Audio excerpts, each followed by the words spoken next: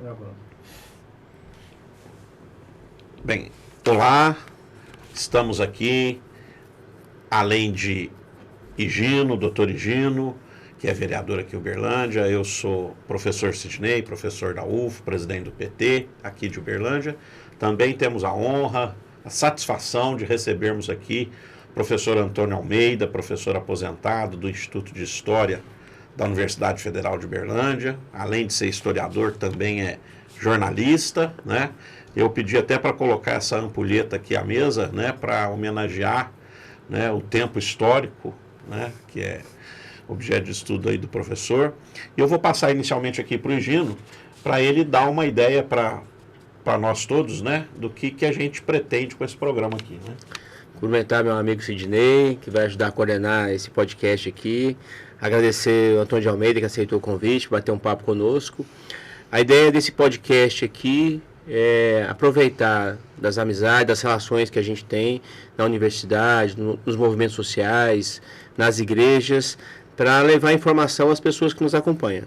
Nossa rede hoje acabou de atingir mais de 10 mil seguidores e o povo está pedindo informações da região, histórias.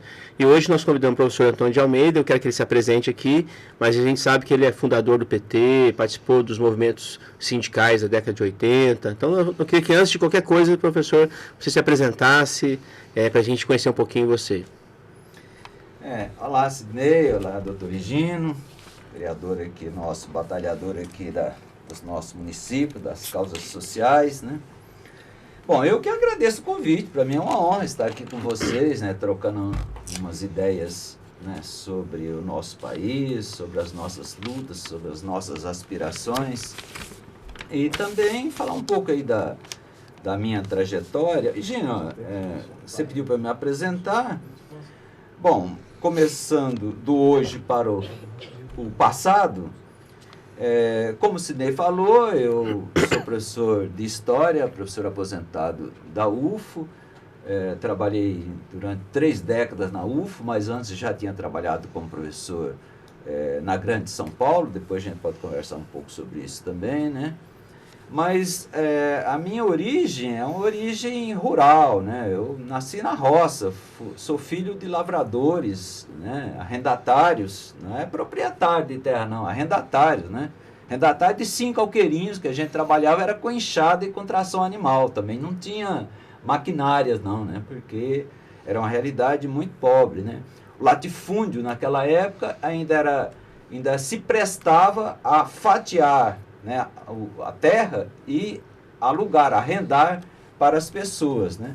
Depois essas pessoas todas, incluindo os meus familiares, foram expulsos do campo pela monocultura, né? Cana-de-açúcar, a soja e também a produção bovina. Mas na época que eu morei na roça, que a gente trabalhava como arrendatário, eu fiquei 20 anos, né? Desde o nascimento até a idade adulta, né? Eu estudei em escola primária na roça, depois eu estudei viajando diariamente, 35 quilômetros de estrada de terra, viajando diariamente da minha região rural lá até a cidade, porque eu fiz a primeira etapa do que hoje chamamos ensino fundamental, que era o antigo primário, né? Isso eu fiz morando na roça, mas depois a continuidade do estudo, que era o que hoje é a segunda etapa do ensino fundamental, que era na época o ginasial, já não tinha mais, não oferecia mais esse grau de estudo. Então, depois de uma grande mobilização nossa, né, dos pais e tal, o prefeito da cidade se predispôs a fornecer um caminhão, um pau de arara, para buscar a gente diariamente. Então, era 35 km de estrada de terra, viajando diariamente, trabalhava na roça o dia inteirinho, chegava às 5 horas, ia correndo, tomava um banho rápido, ia para a estrada pegar o caminhão, ia até a cidade, estudava até 11 da noite, voltava, o dia que chovia, atolava, a gente não chegava em casa. Mas enfim, Qual que era a cidade mesmo? Guararapes, uma cidade da região de Araçatuba, né, um pouco depois de São José do Rio Preto.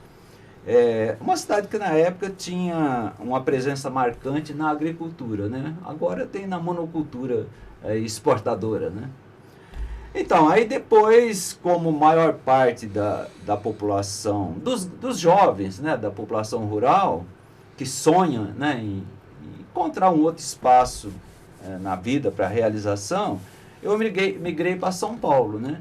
Migrei para a região do ABC Paulista. Fui morar em Santo André, só foi possível que fui morar com a minha irmã de favor, né? Porque, óbvio, saí da roça a gente não acumulava nada. Saí com o que na época a gente chamava 20 cruzeiros, né? Que deu para pagar o transporte coletivo para procurar emprego durante 15 dias. Depois eu comecei a procurar emprego a pé, porque minha irmã também era pobre, né? Ela não tinha recursos, né? O Lula fala que a mãe dele só tinha uma lata vazia de leite em pó mococa, que servia para ela guardar as coisas dela. Eram os pertences que o Lula tinha na família, mais ou menos nesse sentido. Eu conheço bem essa realidade, porque a minha vida... A gente não passava fome na roça, sabe? Isso é necessário falar, porque essa é uma vantagem de morar na roça, porque você produzia o arroz, produzia o feijão, produzia o básico, né? Criava porco, criava galinha, portanto tirava a banha do porco. Então, a gente não passava fome, mas era uma vida muito precária em termos de dinheiro vivo, né? Então fui para São Paulo sem recursos. Aí fui acolhido pela minha irmã. Lá eu fiz o ensino médio, né? Que na época o governo ditatorial tinha proibido quem tinha ultrapassado a fase regulamentar de estudo, de acordo com a faixa etária, estava proibido, foi uma reforma, né, uma reforma educacional da ditadura, estava proibido de frequentar as escolas públicas. Eu tive que pagar para fazer um supletivo, que hoje é o EJA, né, para dar sequência aos estudos. Aí fiz, depois eu fui... Na fase posterior, para dar prosseguimento aos estudos, fui fazer jornalismo, fiz jornalismo. Depois, durante o curso de jornalismo, eu descobri que a área de história era uma área que me interessava. Aí eu fui fazer história, graduação em história. Na verdade, eu primeiro entrei no mestrado em história, porque com o curso superior de jornalismo, eu pude entrar no mestrado em história. Mas eu percebi que eu queria essa profissão de historiador e percebi que eu não tinha formação adequada, né? Aí eu fui fazer graduação em história. Fiz os dois simultaneamente, graduação e mestrado em história. Eu queria aproveitar, eu acho que o Eugênio não conhece Queria aproveitar, o Eugênio não conhece esse detalhe da história do Antônio. Na mesa de boteco eu faço isso para tirar sarro no Antônio, mas aqui eu vou fazer como uma homenagem a essa trajetória toda que ele falou, e para mostrar para o pessoal da cidade, que é o meu caso, né? Eu sou muito urbano, criação urbana, o desprendimento que às vezes o pessoal da zona rural tem com essas questões mais burocráticas que nós, citadinos, valorizamos demais, né? Questão de documentação, né? De averbação das coisas. Então, nós estamos conversando aqui com o professor Antônio Almeida, que foi, durante muitos anos, doutor Higino, Antônio Setúbal Neto. Né? Então, eu gostaria que o próprio Antônio contasse essa história, até porque a nossa proposta aqui não é fazer um podcast sisudo, né? Acadêmico. Então, eu quero descontrair para mostrar para as pessoas, e aí que vai a minha homenagem ao Antônio, para mostrar para as pessoas como é que... isso era uma realidade muito diferente de onde o professor Antônio vem e a que ele se coloca hoje. Por favor, Antônio. Então, é a simplicidade da população do campo, né? Eu fui registrado como Antônio de Almeida, mas os meus pais queriam fazer uma homenagem ao meu avô, Antônio Setúbal Neto. E aí começaram a me chamar assim, né? E eu não sabia que o meu nome era Antônio de Almeida. Então, na hora de devolver o registro, chamaram, e eu não atendia. Mas aí, isso na escola, né, Antônio? Na escola. Porque a gente, para se matricular, precisava entregar o registro. Aí depois é que eu fui descobrir que seu nome era Antônio de Almeida, era eu. Olha só, que interessante. É uma questão assim que mostra muito, né? Essa questão, primeiro, da inocência e da independência, né? Quer dizer, o que bastava para uma família lá, habitante da zona rural, era que eles poderiam, inclusive, viver de forma bem independente dessas, né, dessas tradições, dessas questões muito orgânicas do povo da cidade, né? Mas eu queria também puxar aí um Sidney, pouco... deixa eu só tirar uma curiosidade aqui, porque como eu acompanhei muito a luta pela terra, no MST, eu estudei um pouquinho para trás. E a experiência anterior ao MST era das ligas camponesas no Nordeste. E a liderança principal era o Francisco Julião, que era advogado também, virou deputado, PSB. Eu, lendo um pouco a história, eles têm uma resistência ao cambão. O cambão era mais ou menos, acho que a situação que você vivia de arrendamento. Só que lá no Nordeste, acho que era um sistema de exploração ainda pior. Eu lembro que parte das lutas, da bandeira das associações que eles criaram é para ter um caixão individual. O movimento camponês nasce pedindo um caixão individual. Mas eu estou lembrando isso para perguntar como é que era, se você lembra, como é que era essa relação do seu pai com o dono da terra. Quanto que pagava, se era dinheiro, se era...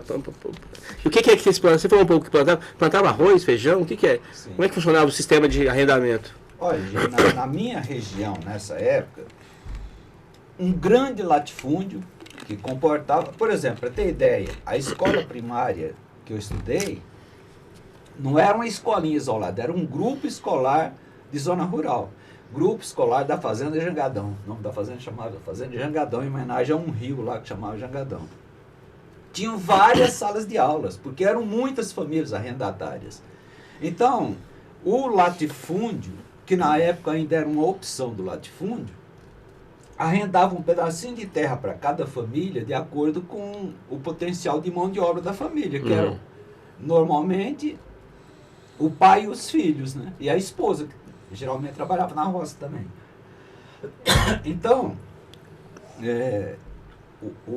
a base da produção era a algodoeira. E pagava-se em algodão. E o restante era a produção mínima. Produzia ali o arroz para subsistência, o feijão para subsistência, o amendoim para subsistência. Mas o básico mesmo era a produção algodoeira.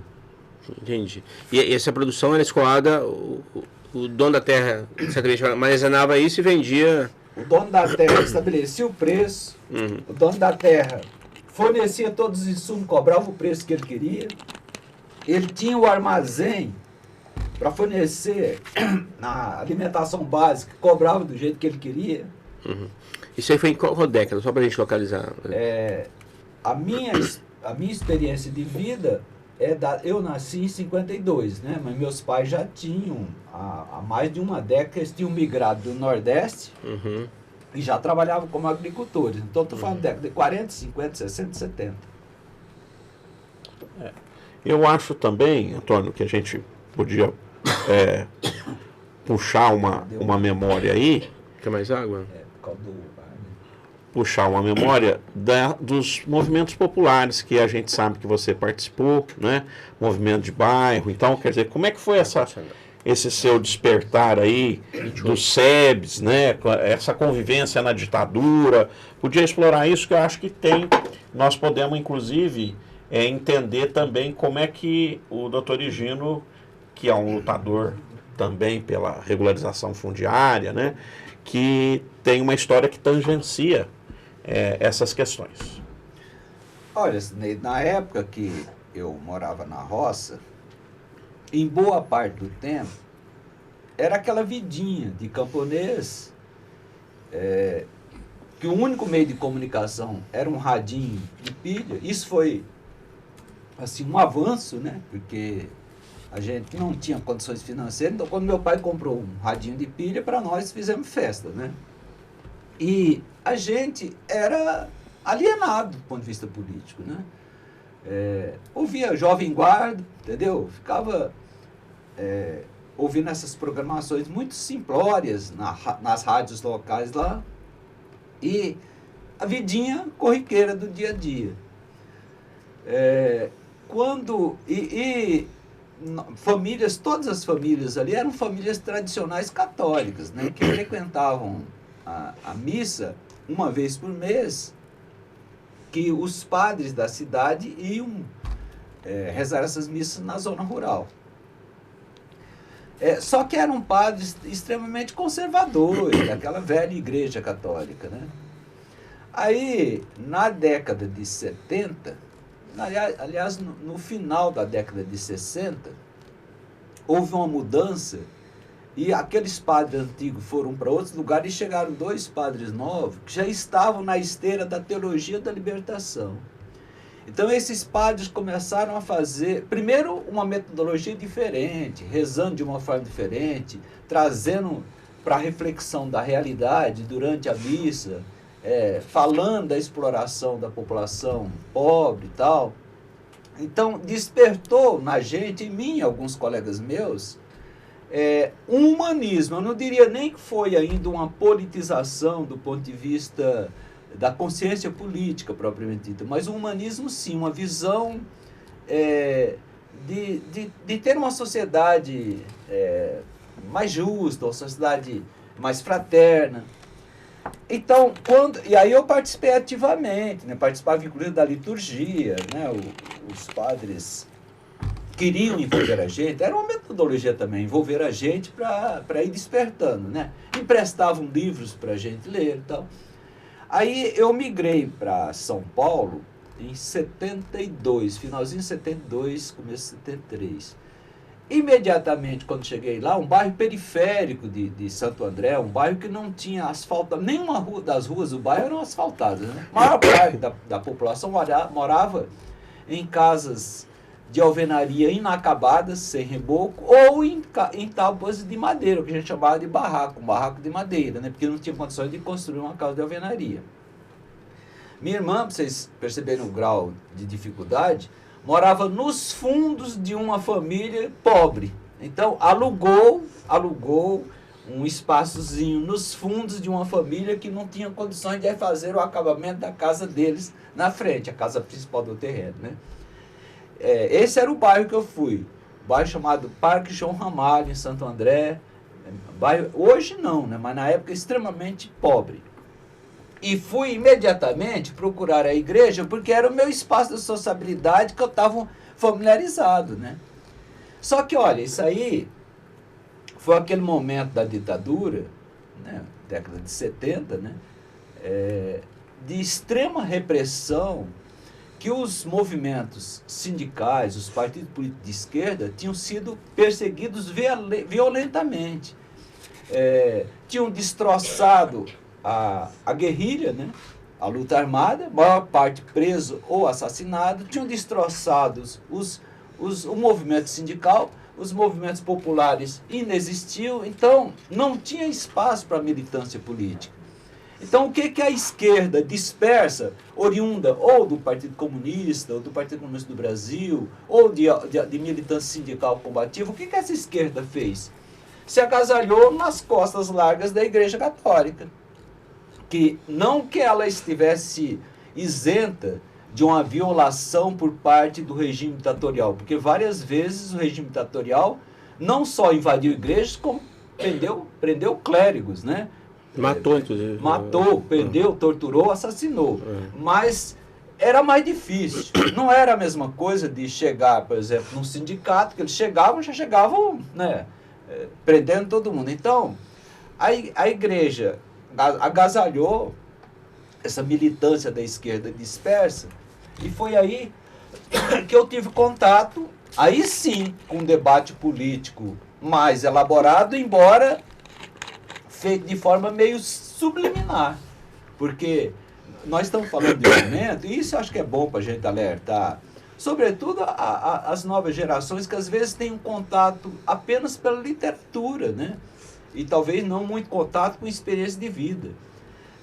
A gente vivenciou um momento que quem ousasse botar a cara de fora, simplesmente estava correndo risco de prisão, de tortura e de assassinato. Então, essa militância da Igreja Católica era uma militância discreta, assim, né? Pouco se fazia a bocas pequenas, aquelas reuniões no fundo da igreja, onde as pessoas não se expunham muito, né?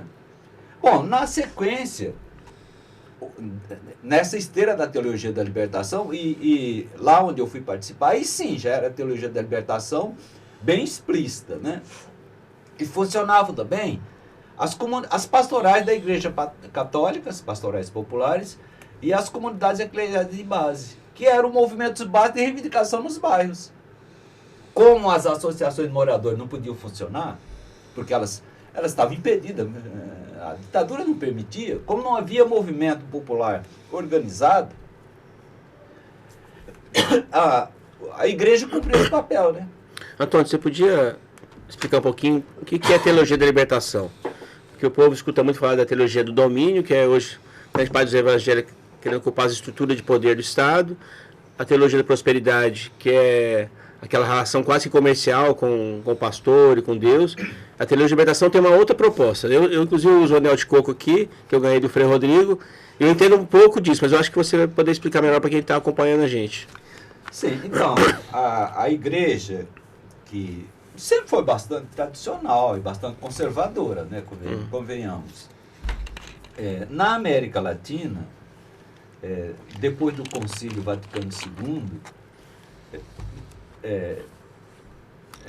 preferencialmente na América Latina, né? Não foi exclusividade, mas preferencialmente na América Latina, houve uma guinada de sair daquela postura extremamente conservadora e até reacionária e fazer o que se convencionou chamar uma opção preferencial pelos pobres.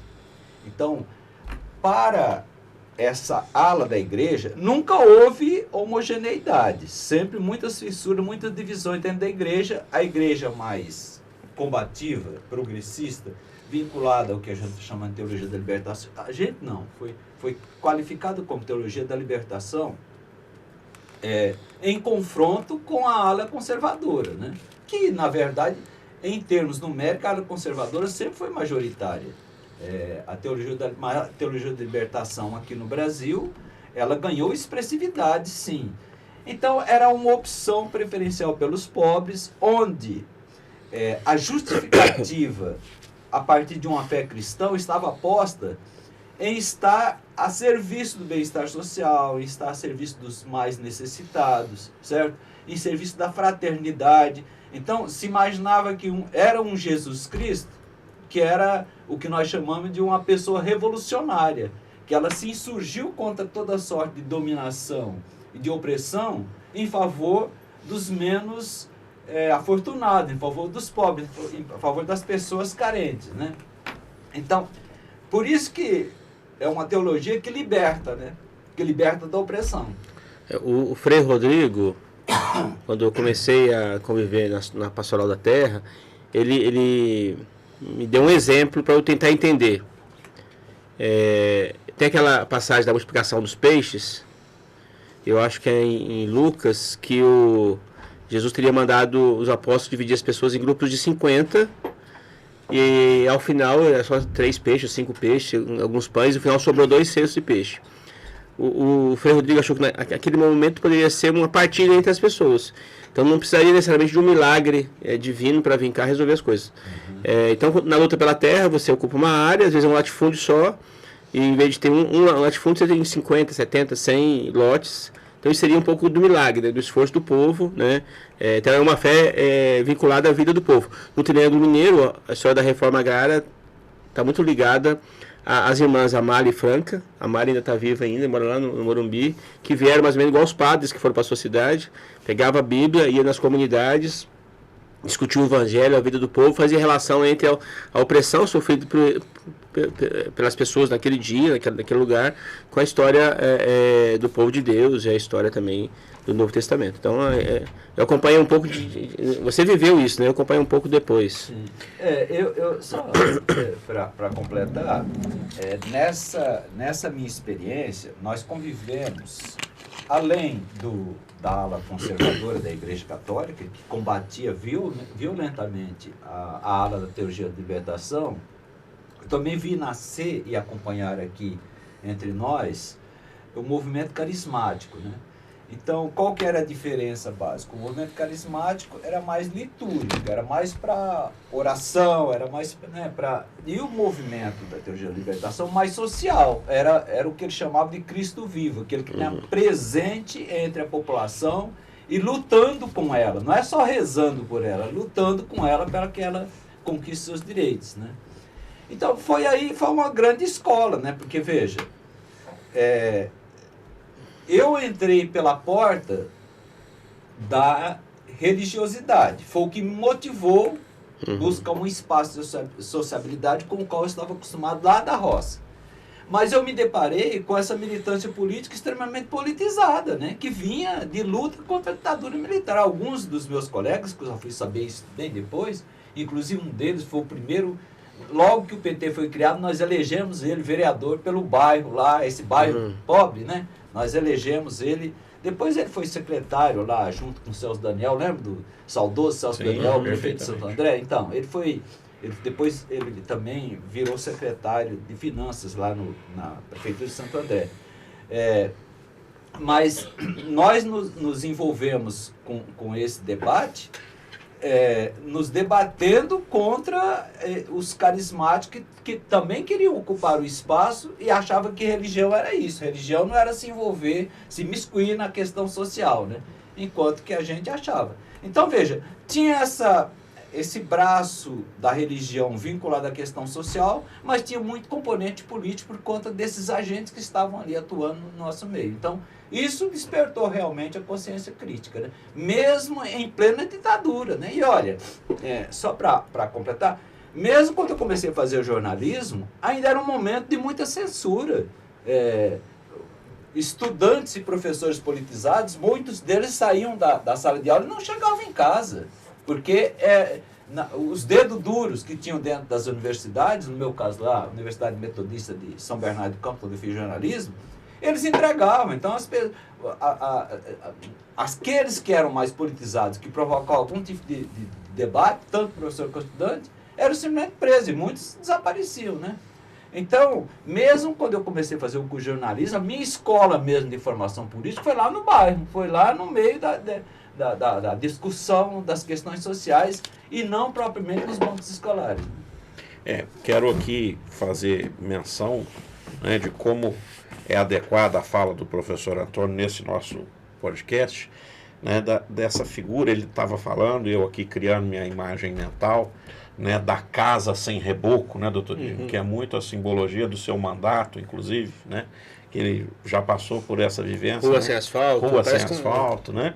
Casa sem reboco, e até fechando aí com a teologia da libertação, lembrando que a gente há pouco tempo estava aqui com o ícone, né, da teologia da libertação, foi o Leonardo Boff, que foi visitar uma casa sem reboco, né, lá no Dom Almir, que era uma cozinha, no Maná, que é uma cozinha comunitária, né, e a gente ficou muito satisfeito lá com a presença dele.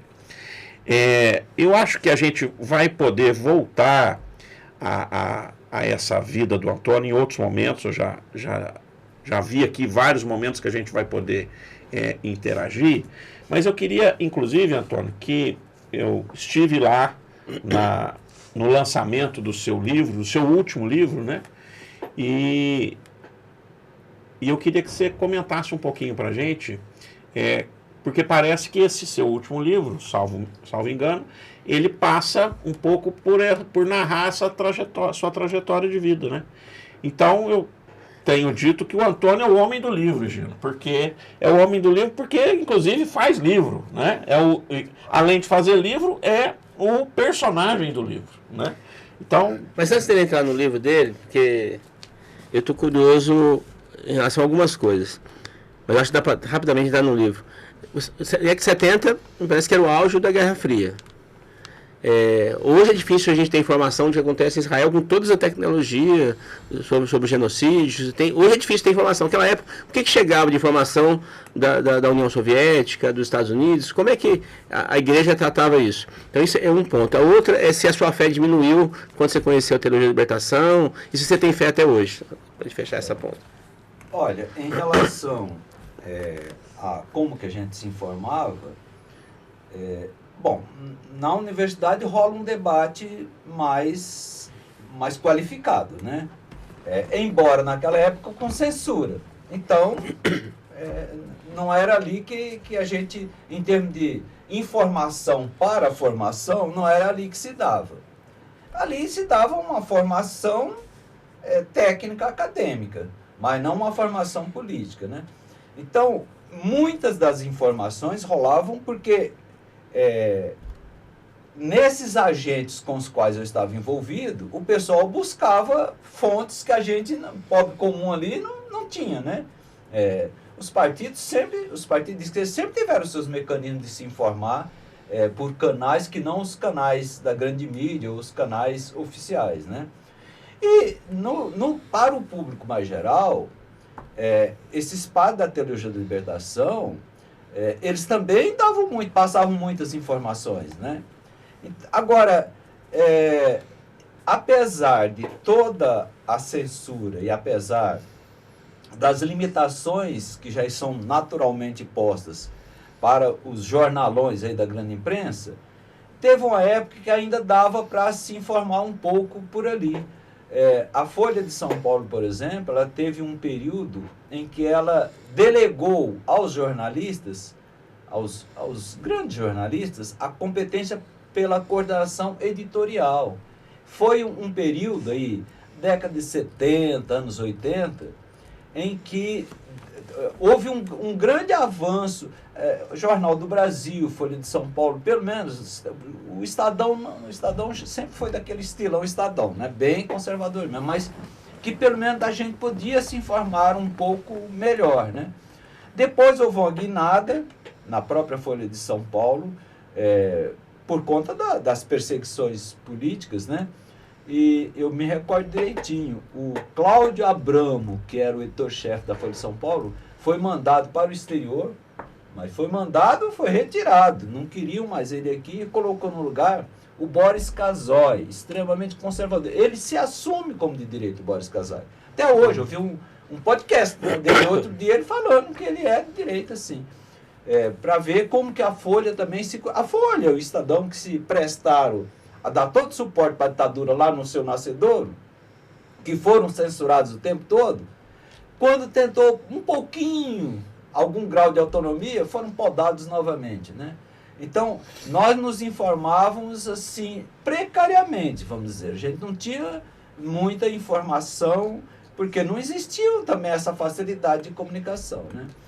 Agora, em relação à fé, olha, na medida em que historiador, ele se pauta por uma análise científica dos fatos, né? Então, na medida em que eu fui me envolvendo com uma leitura mais apurada da realidade, conhecendo os procedimentos históricos, aí esse negócio da fé através do que é dito por dentro da institucionalidade, isso aí eu me distanciei, né? Porque eu percebi o que significou também a prática religiosa como prática de dominação, de exclusão, de perseguição, certo? Então, isso aí eu me distanciei, né?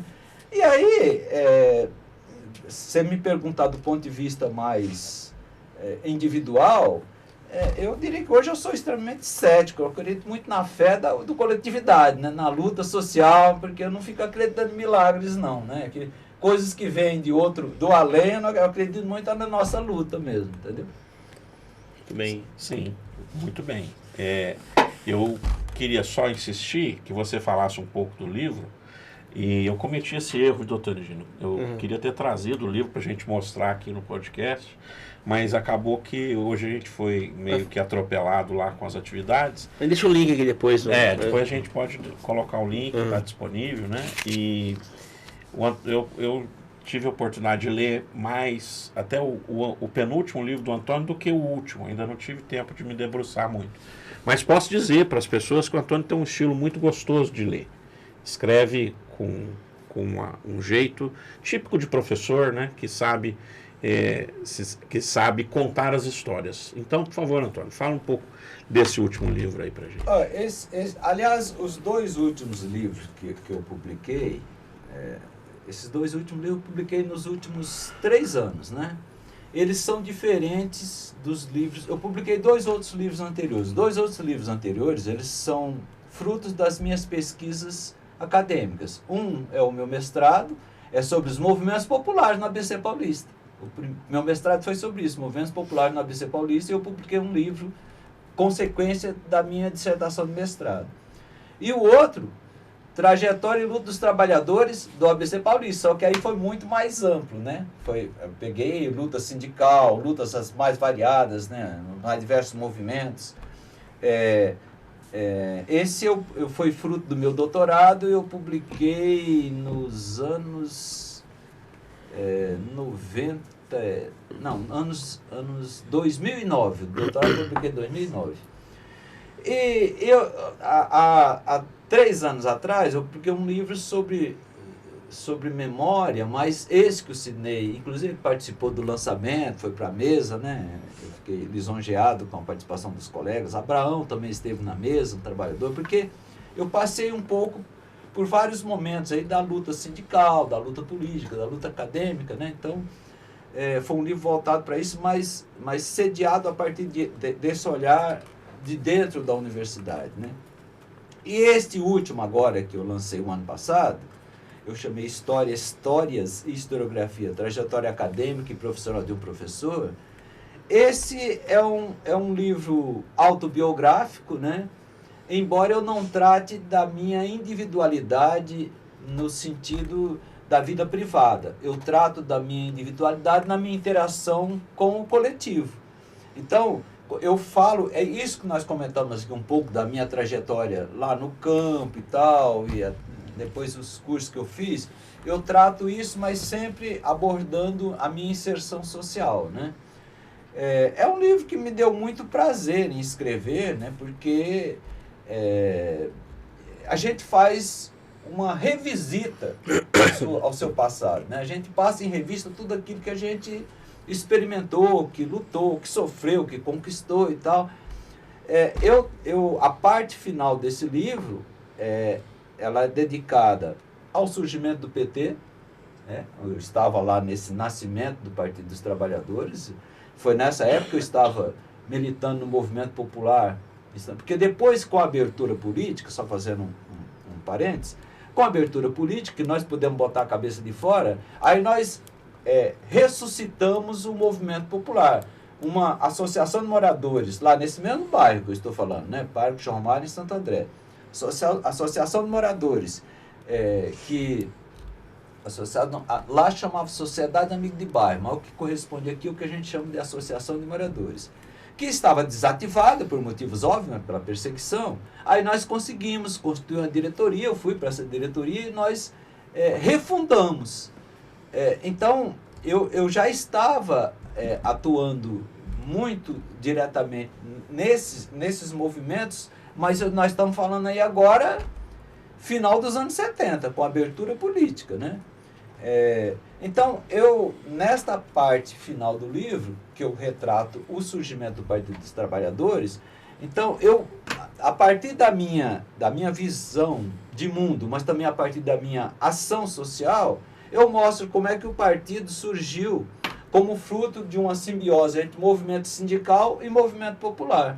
Eu estava com um pé em cada um, porque eu estava no movimento popular lá no bairro, mas quando comecei a dar aula, eu participei, eu dei aula em vários lugares. Sobrevivência de vida de professor não é fácil, né?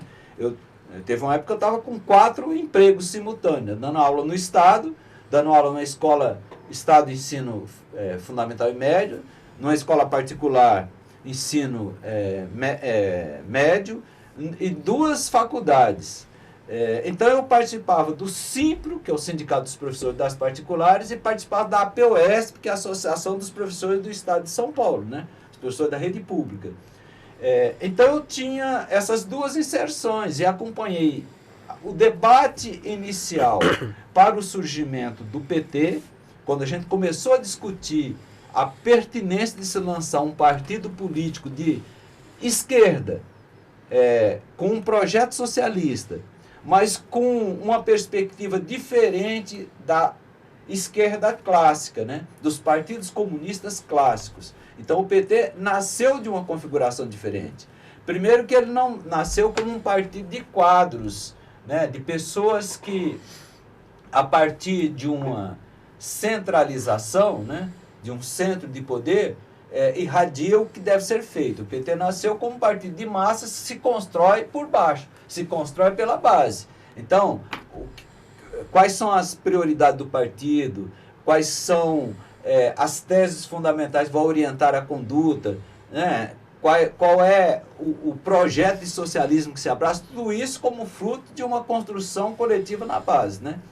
Então, nesta parte da metade para frente desse meu livro, eu trato disso, né, do surgimento do PT e da minha participação nesse processo, e depois eu entro, né, nos governos petistas, tudo muito rápido, né, porque eu estou fazendo uma cobertura muito ampla, né, mas eu entro nos governos petistas e depois aí eu trato dessa dificuldade, né, que nós vivenciamos desde o golpe contra Dilma, né, a ascensão do golpista Temer no comando do país, e depois o golpe fatal da hecatombe, né, com a ascensão da ultradireita, representada aí pelo agora já está podendo nominar, né, porque já chutaram, né, está meio que escanteado. Espero que a direita escanteie mesmo, né, porque já estão aí querendo substituir ele, né, mas enfim, essa parte aí final eu trato da contemporaneidade daqui da nossa realidade, né. Então, eu acho, Gino, a gente está muito ansioso para falar do PT, inclusive, aproveitar essa capacidade que o Antônio tem. Eu queria explorar um pouco, inclusive, do lado sindical, porque ele não teve tempo de falar, mas ele fala aqui no breve currículo dele que ele foi demitido da Faculdade Brás Cubas de Mogi das Cruzes, que hoje já é universidade, por ter participado de uma greve, né? Que hoje é um direito constitucional, né? Mas eu acho que vamos já aproveitar e adentrar, né? Se você achar adequado. Eu só queria... Dá só um exemplo para falar desse episódio aí, que é o seguinte, olha, greve durante a ditadura, proibido, né? Proibido. Quem esboçou um pouco qualquer tipo de reação, teve uma reação em Betim, teve reação em Contagem, cortaram a cabeça de todo sindicalista. Então, lá no ABC Paulista, os sindicatos eram pelegos, assim como eram pelegos na maior parte do país, né? Todo sindicato pelego. Sindicato pelego é aquele sindicato que não faz combatividade, certo? É uma metáfora para falar que é aquele que amortece o conflito entre patrão e operário, né? Empregado. Pois bem, mas com a abertura política, começou-se a surgir o esboço de reorganização sindical. Então, essa greve que nós fizemos na Faculdade Brás Cubas, eu era professor lá, estava professor em começo de carreira, mas como eu já estava envolvido com a discussão política, é óbvio que eu estava afiliado ao sindicato, e quando nós começamos a discutir, nós falamos, vamos para a greve, porque pagavam muito mal, certo? Muito pessimamente remunerado.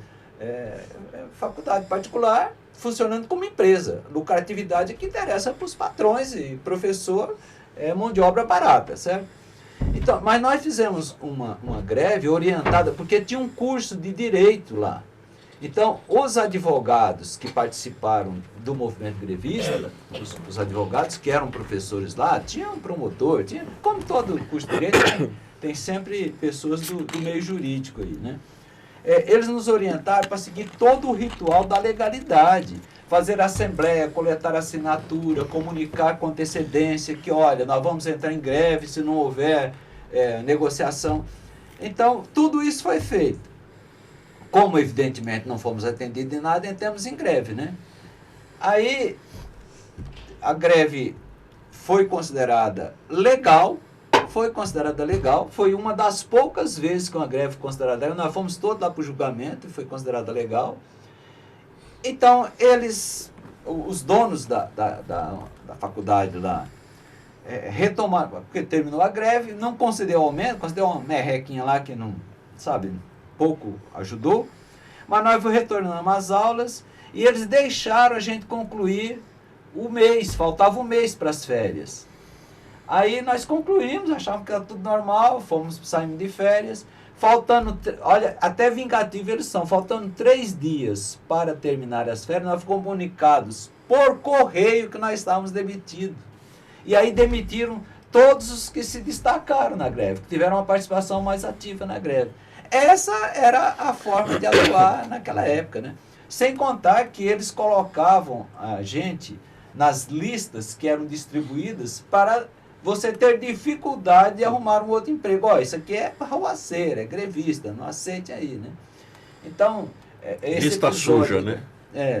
Exatamente. Esse episódio da greve, que acabei sendo demitido, eu e meus colegas que participaram da greve. Pois não, Gino? Antes de entrar na história do PT, o que você chama de movimentos sociais e quais são os movimentos sociais que você viu nascer nesse período? Olha, a minha inserção, eu tenho 2 leituras sobre isso. Uma leitura enquanto pesquisador acadêmico, né, que eu discuto dos movimentos sociais, e outra da minha inserção. A minha inserção toda foi em movimentos sociais populares, né? Movimentos sociais populares são todos aqueles movimentos que são organizados para dar suporte, reivindicação e conquista da população trabalhadora, certo? Então, nós estamos falando de movimento por creche, movimento por escolas, movimento de saúde, movimento por asfalto, iluminação, esgoto, benfeitorias públicas de uma forma geral, né?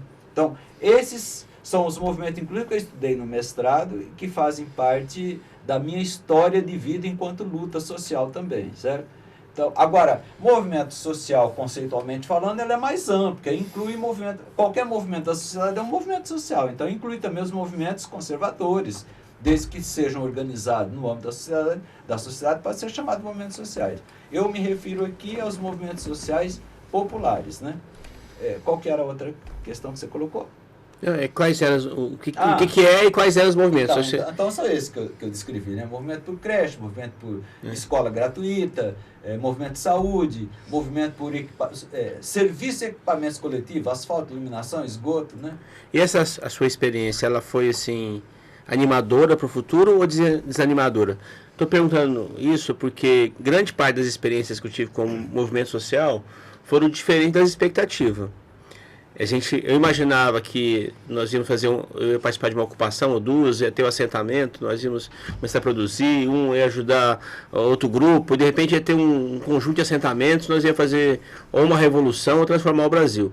O resultado das lutas que você viu foi diferente das expectativas? Isso te animou a continuar ou você teve um choque de realidade igual eu e teve que se reorganizar? Eu me reorganizei a partir da fé. Por isso que quem não tem fé se reorganiza, se precisar se organizar a partir de quê? Não, veja, tem uma questão basilar que eu acho que unifica as pessoas que se identificam com o campo da esquerda, que é a questão da luta social, a questão da luta contra a injustiça, a questão da luta por direitos, da luta por respeito à dignidade. E aí eu acho que independe de fé, né? Eu acho que esse é um elan que nos envolve, é um cimento, né, que nos une, certo?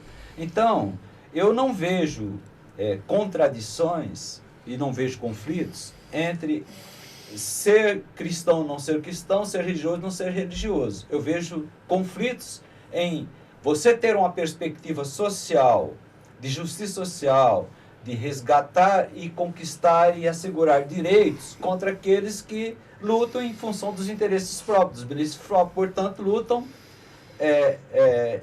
em defesa dos seus privilégios contra a maior parte da população. Certo? Aí eu vejo conflitos, certo? Porque o que eu estou falando nada mais é do que interesse de classe, luta de classe, conceito clássico, né? Nós, enquanto classe social trabalhadora, independe da questão religiosa, nós somos classe social trabalhadora. Então, o que me motivou, o que me motiva até hoje, que eu não perco essa motivação, é essa luta por direitos, essa luta por justiça, essa luta por igualdade social, essa luta por resgatar direito de cidadania, né? Isso aí. Mas deixa eu melhorar a minha pergunta, relatando uma experiência que eu tive. Sim. Eu acho que foi há mais de 20 anos, lá em Santa Vitória, eu ainda não tinha nem entrado na faculdade ainda, Eu fui ficar 2, 3 dias lá acampados. A fazenda foi cercada de jagunços, um lugar até perigoso. Eu, naquele espírito de Che Guevara, de revolucionário e tal, participei de um debate da coordenação. Eu lembro, lampião aceso, umas 20 pessoas ali conversando sobre matar ou não os bois da Brabeza. O boi da Brabeza, segundo eles, era um boi que tinha fugido das fazendas e estava no meio do mato, não tinha dono. E todo mundo que estava na reunião era a favor de matar o boi da Brabeza, porque está passando fome, não é de ninguém. Chegou um no meio da reunião, tinha um senhor, uma imagem bonita, abre chapéu, lampião, sombra, falou: eu tô aqui por causa da terra, não tenho coragem de matar um boi, ele não pode ser de ninguém hoje, mas já foi de alguém, não quero matar. E eu fiquei com vergonha de ter a opinião de querer matar o boi, tanto que foi forte o depoimento. Esse sujeito virou tesoureiro do grupo. E eu vim para cá fazer campanha de alimento, fui mandado embora porque eu fiz campanha de alimento para esse pessoal. Esse tesoureiro roubou todo mundo depois de 2 meses. Ele foi tesoureiro, ele foi o cara que roubou todo mundo e vazou. Então, essa foi uma das experiências que eu tive, de várias. Porque a classe trabalhadora é um conceito genérico, né? Quando você vai ver, você tem o João, o Zé, o Mané. Você chegou a viver experiências como essa, de gente trair, de sacanear? Ou você não teve isso, né? E se teve, como é que você reagiu a partir dos problemas da nossa classe, do nosso povo? Entendi. Bom, primeiro, olha, pegando lá o começo da sua reflexão, os movimentos sociais populares, eles foram fundamentais. Primeiro, para reagir de dentro da ditadura, né? E segundo, para alcançar conquistas de direitos sociais.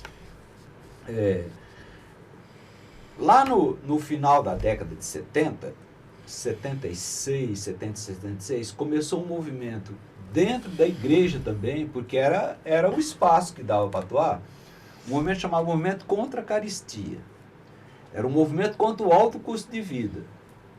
Então, esse movimento, embora singelo, né, mas expressivo para o momento histórico que a gente estava atravessando, as pessoas faziam pesquisa de tomada de preço e faziam uma corrente informando os supermercados mais caros, onde você encontrava comida mais barata. Essa era uma forma. E fazia denúncia também. Isso do ponto de vista prático. E também organizou o que a gente chamava de compras coletivas. Então, nos bairros se comprava no atacado para baratear o produto, certo?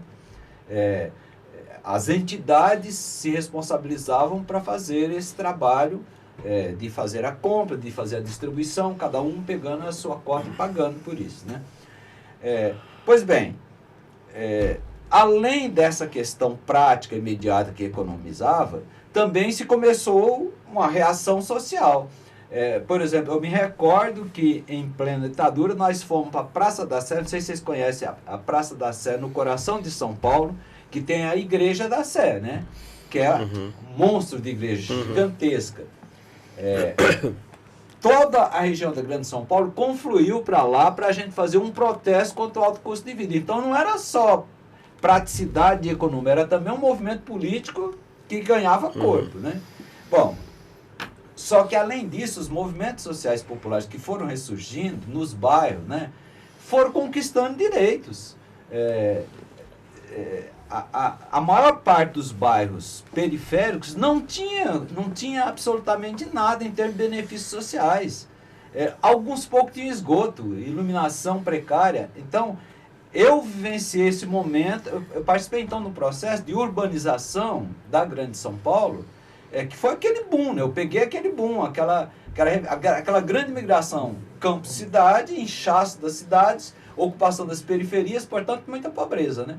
Então, esses movimentos foram fundamentais para poder alcançar alguns direitos sociais, né? Os benefícios. E teve um outro movimento que surgiu, porque, olha, com esse inchaço que eu falei, com essa proliferação urbana, o que é que surgiu em grande quantidade? As favelas. Hoje a gente chama comunidade, mas na época a gente chamava favela. Vários núcleos de favela. Eu fiz um estudo sobre isso, a população favelada era gigantesca na Grande São Paulo. Mas gigantesca mesmo. Região do ABC, cada bairro tinha uma favela. O que era a favela? Tem um terreno baldio ali, que poderia ser um terreno público, né? Alguns poucos eram particular, a maior parte terreno público. O pessoal na calada da noite construía um barraquinho ali, levantava, É igual uma ocupação rural, certo? Você caracteriza a ocupação, cobre alguma coisa para evitar um despejo imediato. E ali vinha uma família, daí a pouco nós tínhamos um conglomerado urbano. A ocupação urbana também aqui ainda acontece assim, algo mais ou menos semelhante, só que a gente chamava isso de favela, né?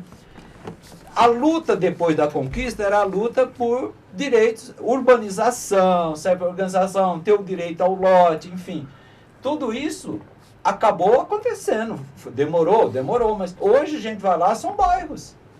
Eu morava pertinho de uma dessas, onde eu atuei politicamente, ajudei a construir barraco na madrugada da vida aí, né?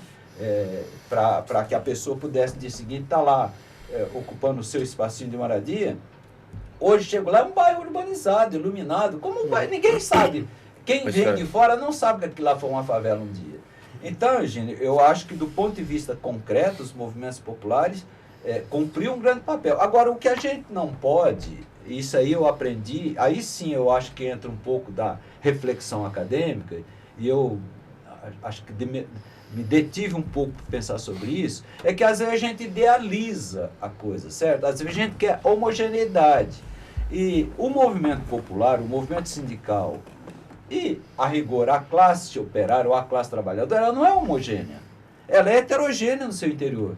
Ela tem os interesses coletivos, ela tem o antagonismo, que são aqueles que promovem a opressão, né, que promovem a exclusão, mas ela no seu interior também é heterogênea, né? Então, nós tivemos várias dificuldades, nós tivemos lideranças que nós construímos coletivas, porque liderança não se constrói sozinha, liderança se constrói a partir de coletivos, certo? Então, nós tivemos liderança que nós construímos, transformamos, quando eu falo nós, todo o movimento popular no bairro, né? Transformamos essa liderança em uma pessoa que assumiu, por exemplo, o comando de uma entidade, assumiu o comando da associação de moradores, e essa pessoa, no contato com o poder instituído, com tapinha nas costas, com um cafezinho na sala, se debandeou. Isso teve. E isso a gente tá careca de ver. Você citou o senhor lá, que se apresentou todo, né, cheio de ética, né? E de repente... Agora, então, a gente tem que contar com isso para a gente não se frustrar demais, né? É óbvio que isso é um desvio que não é compatível com quem tem consciência política, certo? Mas a gente tem que entender que a ideologia dominante, a ideologia da classe dominante, ela penetra no tecido social. Portanto, ela está presente também entre as classes trabalhadoras. Então, tem muita gente que entra numa empreitada como essa de justiça social, mas quando vislumbra qualquer possibilidade de ascensão social, de benefício próprio, se não tiver firmeza e consciência política, demanda mesmo. Isso é válido também para nossos companheiros aí da militância política partidária. E nós estamos aqui familiarizados a presenciar situações como essa, né? Em todos os espaços. Eu no PT não podia nem discutir isso hoje, mas nem sei se é a hora. Eu vi o João Pedro Stede na CPI do MST respondendo uma questão parecida com essa. Os deputados de direita apontando que fulano vende lote, ameaça de morte. E o João Pedro fez uma referência a lupesinato. Eu, como a minha formação é muito pequena, não é sólida, eu não consegui entender direito o que ele quis dizer com isso. Você consegue me ajudar um pouquinho a falar sobre o lupesinato? Aí é uma categoria marxista clássica que, ao discutir o embate político e a consciência de classe, né, e a luta transformadora, os marxistas, sobretudo os marxistas clássicos, né, aqueles da origem, tanto Marx e Engels, mas depois Lenin, enfim, aqueles que chegavam, então, eles defendiam o embate entre capital e trabalho, pressupondo a consciência política para fazer a transformação. O lumpesinato é aquele que não tem a consciência política e que se deixa vender, troca o voto por uma botina, sabe? Troca uma ação consequente por um privilégio do trabalhador por uma migalha que foi oferecida. Então, é uma categoria clássica do marxismo, né? O lupesinato não poderia se contar para fazer uma transformação social com o lupesinato, porque ele não teria a consciência política necessária, né? Agora, é óbvio que entre aqueles que têm a consciência política do embate e da luta pela transformação, há formas diferenciadas de se conceituar, né? Não sei se nós vamos falar hoje aqui, porque eu tenho a minha própria leitura que diverge um pouco de uma leitura mais ortodoxa, aí, que é aquele que defende a consciência que vem de fora. Eu não... Por isso que eu me identifiquei muito com o PT. Eu nunca participei do PCdoB, nunca participei do Partidão, nunca participei dos partidos clássicos, que na minha época era muito comum as esquerdas estarem vinculadas a eles, né? Porque eu me identifiquei mesmo foi com um partido de massa, mas um partido de massa compromissado com a luta dos trabalhadores e com a transformação social, que foi o PT. Eu ia perguntar exatamente isso, não sei se o Sidney ia perguntar isso também. Por que não serviu... Então, o que você está dizendo é o seguinte, durante a ditadura, mas depois da abertura, os movimentos sociais tomaram força, começaram a se organizar para exigir diversos de creche, escola, infraestrutura, também o movimento sem terra começa a nascer, você tinha os movimentos sociais, você tinha o pessoal das igrejas, da libertação, e tinha os intelectuais. Por que o PCdoB não serviu e por que o Brizola não serviu? Por que tinha que ser o PT? Não, veja, você está falando do ponto de vista pessoal, né? Mas eu acho que também deve ter meio que coletivo. Essa resposta acho que foi mais ou menos... Por que o Brizola não foi para frente, o PCdoB não foi para frente? Não foi, né? O Brizola foi governador, depois o Brizola ressurgiu depois da ditadura, foi governador do Rio. Rio. Aliás... No Rio Grande do Sul também, né? Foi no Rio. Antes. Aí depois teve o golpe, aí se exilou, né? Todos se exilaram, né? Todos perseguidos, Miguel Arraes também, todos se exilaram. Aí voltaram na abertura política, o Arraes ganhou em Pernambuco, Brizola ganhou no Rio. E Brizola era do Sul, veio para o Rio e ganhou no Rio, né? Foi uma grande liderança, porque a gente não pode deixar de reconhecer as grandes lideranças dessas outras agremiações partidárias. Nós tivemos grandes lideranças no Partidão, PCB, no PCdoB, no PSB, do Miguel Arraes, Socialista Brasileira, certo? Então, grandes lideranças que a gente tem que reconhecer a contribuição deles para o processo histórico brasileiro das conquistas sociais, né? Agora, do ponto de vista pessoal, eu me identifiquei, no meu processo de formação, nessa trajetória que nós conversamos aqui, vindo lá, né, de uma base inicial da Igreja Católica, Teologia da Libertação, e depois acompanhei o ressurgimento dos movimentos populares e o surgimento do PT, eu me identifiquei com essa perspectiva político-partidária, de um partido de massas, mas um partido de massa com esse comprometimento social, né? Então, o que é a diferença? Você pega um partido de base leninista, ou de base trotskista, ou de base stalinista, são os partidos de quadros, né? São os partidos que a direção comanda tudo. A direção tem a teoria já revolucionária, então ela tem um núcleo central dirigente que não só dirige do ponto de vista da organização, mas dirige também do ponto de vista da gestão das políticas, das propostas, né, das teses. Então, é diferente quando você... não é prescindir da teoria, não. A teoria ela é fundamental. A gente tem que participar dos processos de reflexão teórica, tem que saber elaborar, porque senão a gente fica também no raso, né? Mas o que eu estou falando é o seguinte, a partir dessa teoria, porque a teoria ela não emana, sabe? Ela não transcende, e ela é aplicável em qualquer contexto, em qualquer situação. Basta dominar a teoria e pronto, vai lá e... Não é assim, ser humano não é assim, certo? Então... essa tese de construir a partir da base, certo? Você então discute junto. Nós queremos socialismo, queremos, mas qual socialismo? É o socialismo da União Soviética? É o socialismo da China? É o socialismo de... Qual socialismo que nós queremos, entendeu?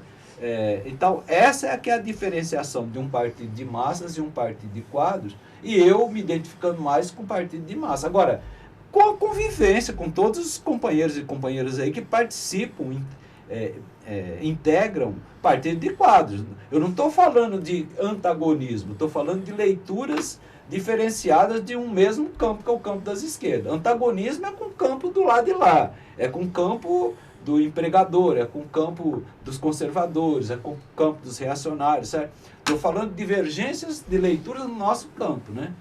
Você acha que Lenin e Stalin, na hora de construir o partidão, não dialogava com o soviético, com o povo? Eu acho que é muito diferente o PT do que foi construído na antiga União Soviética. Sim, então muito, muito diferente. A base social não é que eles não atuavam em prol da população pobre, não, porque a revolução foi feita para isso, correto? Mas a revolução ela não foi. Tem um teórico marxista chamado Gramsci, que vocês devem ter contato com ele. Ele é um dos que mais advoga a tese da hegemonia. O que é a hegemonia? Você construir um processo a partir do diálogo e convencer, não é você impondo. Não é você falar, olha, aqui a partir de hoje não tem mais nenhum. A religião é óbvio do povo, a partir de hoje ninguém é religioso. Olha, a partir de hoje todo mundo vai fazer dessa forma porque esse é o processo. Isso aí não funciona. As pessoas podem aguentar 1 ano, 10 anos, 50 anos, 70 anos, como aguentaram, mas na hora que o caldeirão abre uma frestinha, aí explode, certo? Mas o problema da derrocada do socialismo real foi o problema do imperialismo. Em termos, e por que aguentou 70? Foi sim, esse cerco internacional do grande capital imperialista. Mas parte foi também a erosão por dentro, porque não houve uma construção hegemônica de que o projeto é nosso. Uma coisa é você participar do projeto que os outros construíram e você, acho que esse projeto é bom para mim, mas foram os outros que construíram. Outra coisa é você participar de um projeto que você ajudou a construir.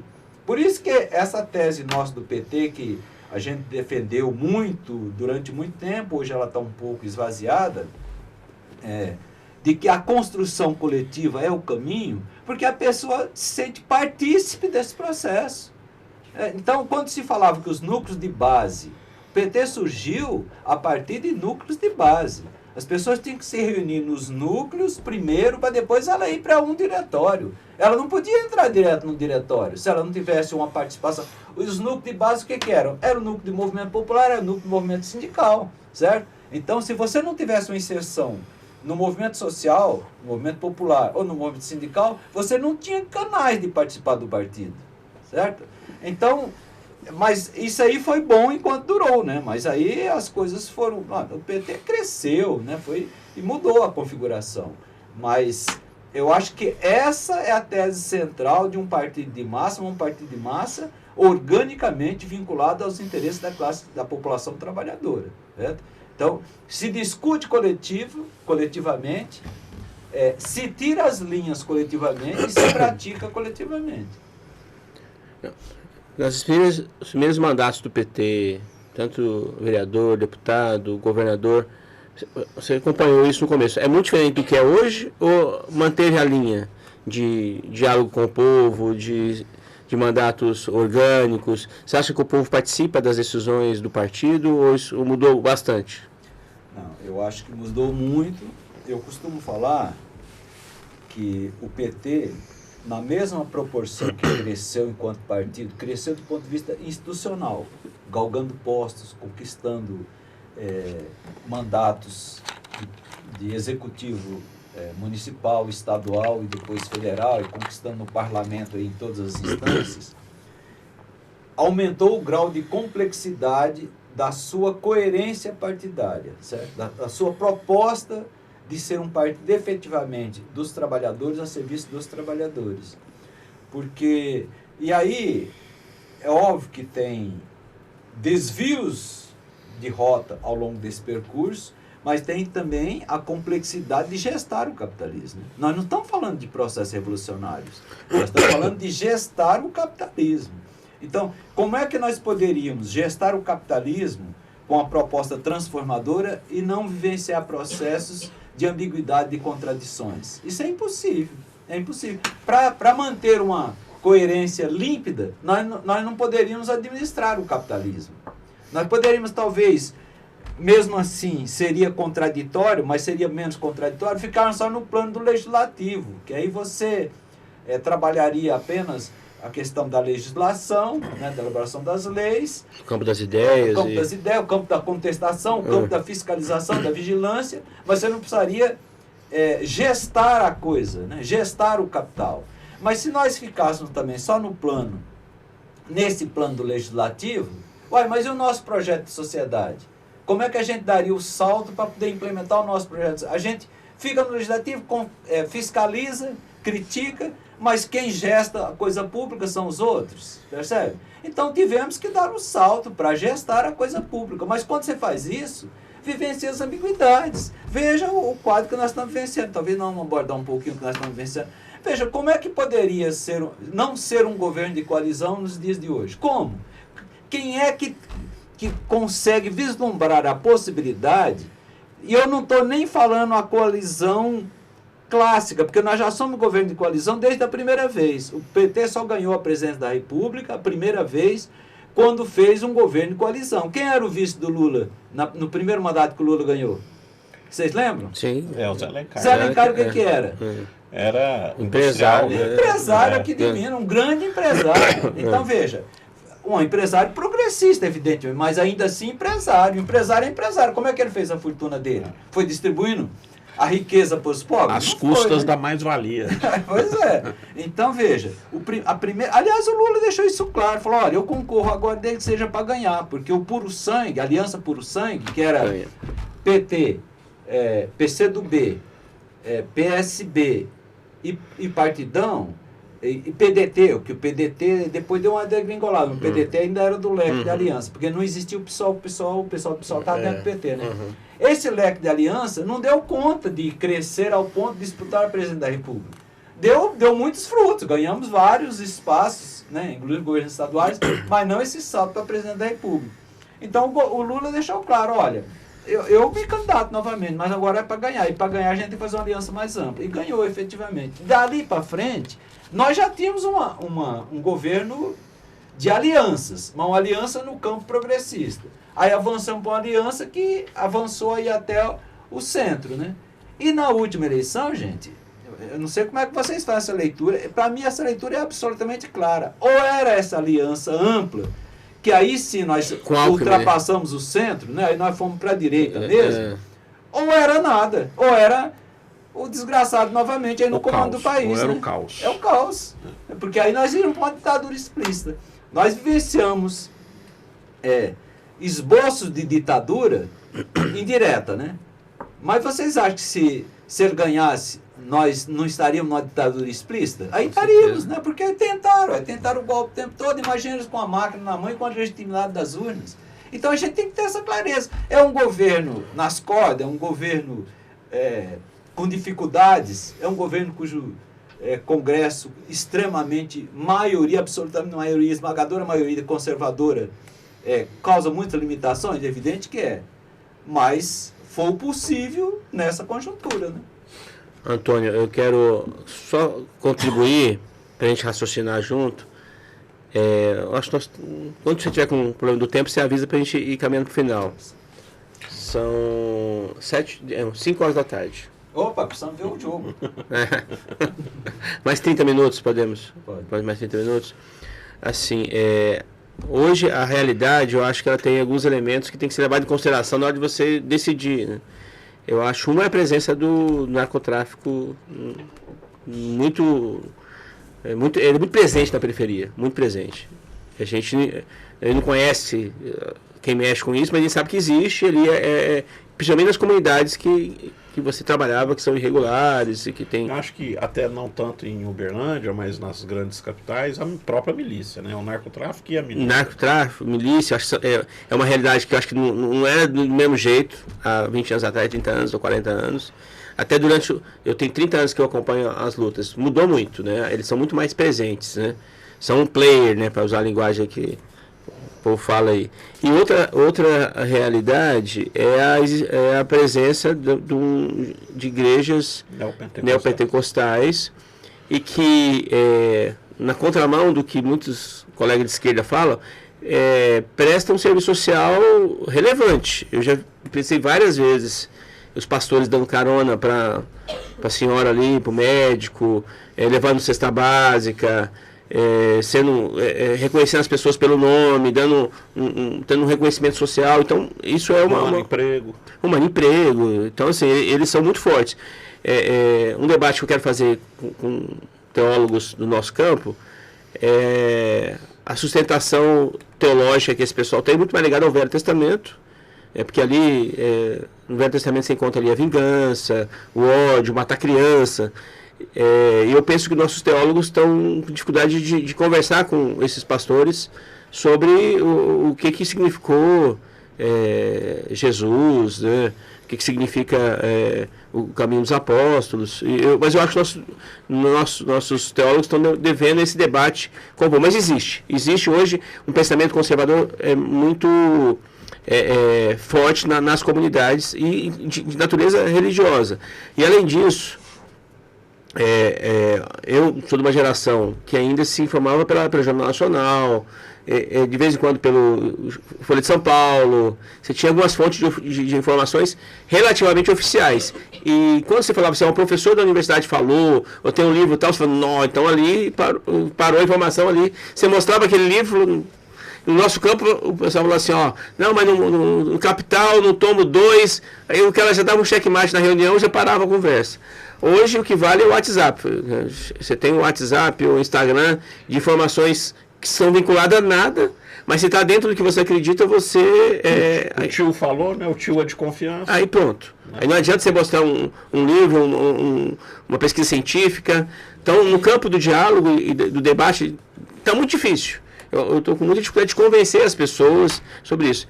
E além disso tudo, existe um jogo internacional que um presidente dos Estados Unidos tem coragem de falar assim que a decisão da corte brasileira está errada. Assim, isso acho que nem não tinha isso durante a Guerra Fria. Eu acho que é impensável. Você tinha uma relação de império, de domínio, mas não era explícita, né? Os caras têm coragem de jogar bomba em criança desarmada na Palestina. Então, se existe um cenário internacional que é complicadíssimo e onde nós temos pouca capacidade de intervir no que está acontecendo, e aqui também nós temos uma margem muito pequena de transformação. Então, eu queria ver vocês, é muito difícil ter receita, mas frente a esse conjunto de realidade, de novidades no campo da conjuntura, como é que você acha que o PT deve caminhar? Olha, eu acho que nós... Aí eu vou falar a partir do nosso olhar de dentro de um partido de esquerda, o Partido dos Trabalhadores. Estamos vivenciando uma dificuldade muito grande, porque eu acho que nós perdemos um pouco a nossa capacidade de diálogo mais intenso com a população trabalhadora. E na medida que nós perdemos essa capacidade de diálogo, nós deixamos de ser uma referência confiável, entendeu? Uma referência que a gente chegava e as pessoas olhavam para a gente e falavam, nesses caras eu confio. Eu sei porque, olha, fiz quantas vezes eu fui enquanto petista nas periferias do ABC Paulista e depois aqui em Uberlândia também. Eu cheguei aqui em 87, certo? E a gente ia fazer campanha e as pessoas, não, em vocês eu confio, certo? Por quê? Porque era um partido calcado na ética, no compromisso com a defesa dos interesses da população trabalhadora, certo? E quando assumia as gestões públicas, assumiam defendendo um mote que a gente chamava de um modo petista de governar, que era um mote diferente, é fazer política de uma forma diferente, né? Agora, eu retomo aquela fala anteriormente que eu tinha feito, na medida em que o partido cresceu o grau de complexidade e cresceram as contradições. E uma das grandes contradições, eu acho que é essa, um partido que é expressão da população trabalhadora, e traz isso até no nome, certo? E que surgiu para defender a população trabalhadora, mas que foi se distanciando desse enraizamento social, certo? Então, essa é uma dificuldade, é uma grande dificuldade que nós atravessamos. Mas olha, aí vamos pegar, a partir da sua fala, esse quadro complexo das periferias aí urbanas, né, sobretudo dos grandes centros urbanos, a dificuldade nossa de dialogar com essa população e como é que o narcotráfico e determinadas alas aí da igreja, das igrejas neopentecostais tem muito mais acessibilidade, tem muito mais acesso do que nós a essa população. Bom, aqui a gente tem que... Aí eu tô me apoiando em alguns autores clássicos aí da sociologia para a gente pensar junto. Em primeiro lugar, falta Estado. Onde falta Estado, estou falando no sentido do suporte. Por que a gente criou o Estado? Para que a humanidade criou o Estado? Porque a humanidade vivia nômade, depois se sedentarizou, mas cada um na sua, certo? E aí briga fratricida, porque se alguém se sedentarizou, você acha que o nômade vai reconhecer que aquele lá está sedentarizado e aquele espaço é dele? Não, aqui era meu antes, eu passava por aqui, colhia os frutos, pescar, por que agora é de alguém? Então o conflito está estabelecido. Na medida em que essa coisa vai crescendo, há uma necessidade de se criar algum mecanismo de convivência, senão todo mundo mata todo mundo, certo? Então, quando se cria o Estado tem essa competência de regulamentar esse convívio social, né? De harmonizar esse convívio coletivo. Eu gosto muito, se você me permite, eu gosto muito da etimologia, né?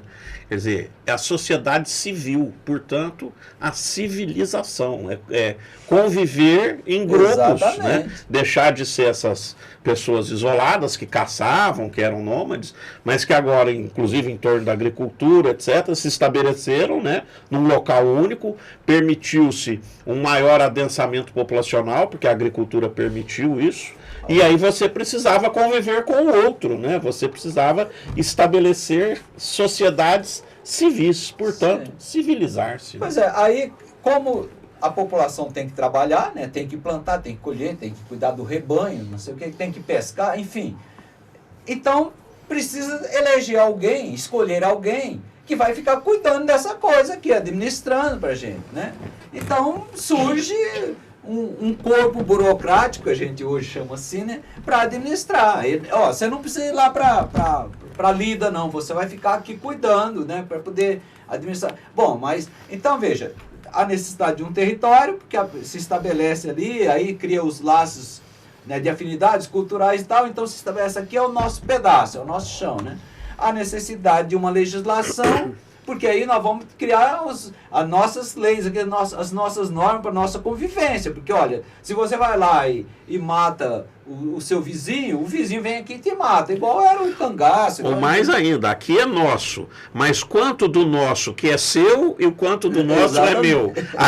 Aonde que passa a cerca? Exatamente. Né? Então veja, aí então a necessidade de criar. Bom, mas e quem é que vai fazer cumprir as leis? Então a necessidade de uma força que ela seja superior às forças individuais, né? Então você equipa uma equipe aí que vai ter os instrumentais para, de forma coercitiva, fazer com que todo mundo acate aquilo que se discutiu coletivamente. Nós decidimos que nós vamos conviver juntos, que nós temos um território, que nós temos as normas de convivência, e quem não cumprir isso aqui vai sofrer as consequências, porque tem um poder aqui para regular isso, fazer com que isso funcione. Bom, aí projeta-se, né, para o Estado moderno e criou-se o Estado-nação, né? Onde tem esse corpo burocrático aí. Mas, a rigor, então, o Estado teria que estar permanentemente a serviço da coletividade, correto? Mas aí é que vem os desvios, os descaminhos do capitalismo. O Estado virou um Estado capitalista, um Estado que majoritariamente se coloca a serviço dos interesses da dominação, a serviço dos interesses dos empresários. Então, em sendo assim, um Estado que não é um Estado democrático, não é um Estado que é expressão da vontade coletiva, mas que é um Estado que está a serviço dos interesses da dominação, aí esse Estado ele se ausenta, ele deixa de cumprir o seu papel e não dá as mesmas condições de vida para toda a população. Tem as benesses para alguns e as misérias para os outros. Então, olha, é lógico, fiz aqui uma incursão, uma regressão, mas para falar o seguinte, o que a gente vê são pessoas amíngua nas periferias, certo? Pessoas abandonadas à sua própria sorte. Então, pessoas que são invisíveis. Essas pessoas são invisíveis. Como é que a gente pode esperar que essas pessoas elas estejam animadas, que elas estejam predispostas a ouvir, predispostas a participar das coisas, se elas são invisíveis, se ninguém dá sentido para a vida delas, não dá valor para a vida delas. Então chega lá o narcotraficante e fala, olha, eu te arrumo um emprego com seu filho. Seu filho vai trabalhar comigo aqui e ele vai ter ganho, né? Olha, aqui, você que sai daqui na trajetória para a escola, sua filha pode ser estuprada, eu protejo sua filha. É bandido protegendo contra bandido. Mas veja, então, as pessoas se sentem mais próximas do narcotráfico ou desse submundo da ilegalidade do que de um Estado, porque o Estado não deu nada para ela. Aí vai para o lado mais afetivo, da sensibilidade das pessoas, e é a mesma coisa. Se a pessoa não tem nenhum valor, se ela não é reconhecida em nada, e chega um pastor e bate no ombro dela, senta aqui, irmão, e vamos conversar, e acolhe ele, ainda que seja extremamente conservador, ainda que o olhar desse pastor seja o olhar da classe dominante, seja o olhar da exclusão social, mas ele deu esse afago, ele deu esse acolhimento, você percebe? Então, essa pessoa vai estar mais preocupada com o Estado brasileiro, né, que, por sorte, agora está nas mãos de uma gestão do campo de esquerda, ou ele está mais preocupado com alguém que ouviu ele. Olha, eu existo, então, esse cara aqui me ouviu, foi aqui que eu me senti gente, aqui que eu peguei uma nesga de pertencimento, porque ele não tem pertencimento nenhum, né? Então, olha, na verdade, se a gente projetar isso, agora eu estou me reportando a alguns teóricos do campo da sociologia, os governos democráticos, eleitos democraticamente, dentro do sistema capitalista, mas no capitalismo democrático, né? Sem ditadura. Estou excluindo o período ditatorial, estou falando, pegando o nosso país aqui, da abertura para cá, ou pegando a América Latina aqui, depois das ditaduras. Eleitos democraticamente, mas que por conta do sistema global, e aí vamos colocar o desserviço, né? O estrago provocado pelo neoliberalismo, né, gente? O neoliberalismo provocou um rombo que a gente não sei quanto tempo nós vamos conseguir recuperar esse rombo. Então, por conta disso, as expectativas criadas por uma população em relação a um governo democraticamente eleito, que não são cumpridas, que não tem correspondência, o que vem como desdobramento? O desencantamento, a desilusão. Se democracia é isso, eu estou ferrado. A democracia não melhorou a minha condição, continuo ferrado. Então, por que eu vou acreditar na democracia? Então, vêm os aventureiros de perfis reacionários, como os que nós tivemos aqui na América Latina como todo e aqui no Brasil, de Temer para cá, e tem uma aceitação, porque, embora aquilo que está propondo, a gente sabe que não é factível, que não vão cumprir, mas está acenando para uma mudança. Se a minha vida está tão desgraçada, tem aceno para uma mudança aqui, eu topo nessa aventura aqui, entendeu? O que eu vou perder? Então, eu acho que, do ponto de vista dessa leitura do Estado, do papel do Estado e da ausência do Estado em cumprir o seu papel, e aí nós não podemos ficar na discussão interna apenas, né? Temos que analisar o global, que qual é o capitalismo tomou esse rumo, o neoliberalismo tomou esse rumo, de provocar a destruição mesmo, terra arrasada, certo? Privilégio para uns poucos e terra arrasada para a maioria. Então gera esse tipo de coisa. Agora, tem um fenômeno mais recente, que esse eu tenho dificuldade de compreender, inclusive eu participei de um debate que uma psicóloga veio, acho que participou de atividade do Sintete, participou de atividade na cidade, e participou de uma atividade na ADUF, que eu participei de um sábado de manhã, foi quando eu pude. E ela é uma freudiana, né? E a partir de Freud, ela discutindo a psicologia das massas.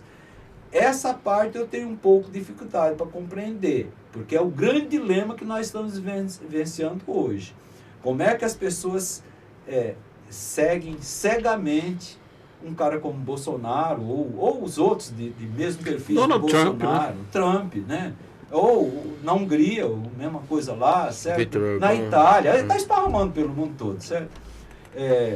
E como é que essas pessoas seguem e como é que essas pessoas, mesmo tendo ciência de que o que ela está absorvendo é uma mentira... o Marquinhos estava lá também, nós participamos juntos desse debate. Mesmo... Está aqui presente conosco aí nos bastidores o nosso ex-vereador, o Marquinhos do Megabox. Salve, salve aí, companheiro. Pois é, e que estivemos juntos nesse sábado, refletindo. Foi muito bom, né, Marquinhos, aquele debate. Pois é, aí ela nos traz essa reflexão. Que essas pessoas se deixam enganar e até a mentira, e mesmo saber, essa foi uma das perguntas que eu fiz, mesmo sabendo que é mentira, se deixam enganar porque essas pessoas delegaram competências. Essas pessoas não querem pensar por si próprias. Elas não querem ter o trabalho sequer de falar, não, isso aqui é mentira. É preferível deixar que quem eu estou seguindo aqui conduza. E do jeito que conduzir, se falou que é verdade, pronto, né? Eu estou falando, eu tenho dificuldade de compreender, porque eu acho que esse é o nó que nós das esquerdas temos que desvendar. Eu não vou nem entrar no âmbito aí da utilização da tecnologia e se eles são melhores ou piores do que nós para usar as tecnologias, para usar as redes sociais. Não é isso que eu estou falando, eu estou querendo pegar a ponta lá, porque até discutimos isso com ela. Lógico que a direita, a ultradireita, sabe utilizar isso muito bemmente, desavergonhadamente, mas aí é fácil de compreender. Por quê? Porque eles têm interesse por trás. Eles fazem isso para ganhar dinheiro, fazem isso para ganhar prestígio, para ganhar poder. A minha dificuldade é compreender na ponta lá, por que as pessoas se deixam levar, certo? Essa explicação ajuda a compreender um pouco, mas para mim é um enigma, né? A nossa dificuldade de ter o que nós já tivemos, esse capital é nosso, é um patrimônio nosso, patrimônio cultural do PT, de ter uma presença marcante junto à população trabalhadora, junto aos bairros periféricos.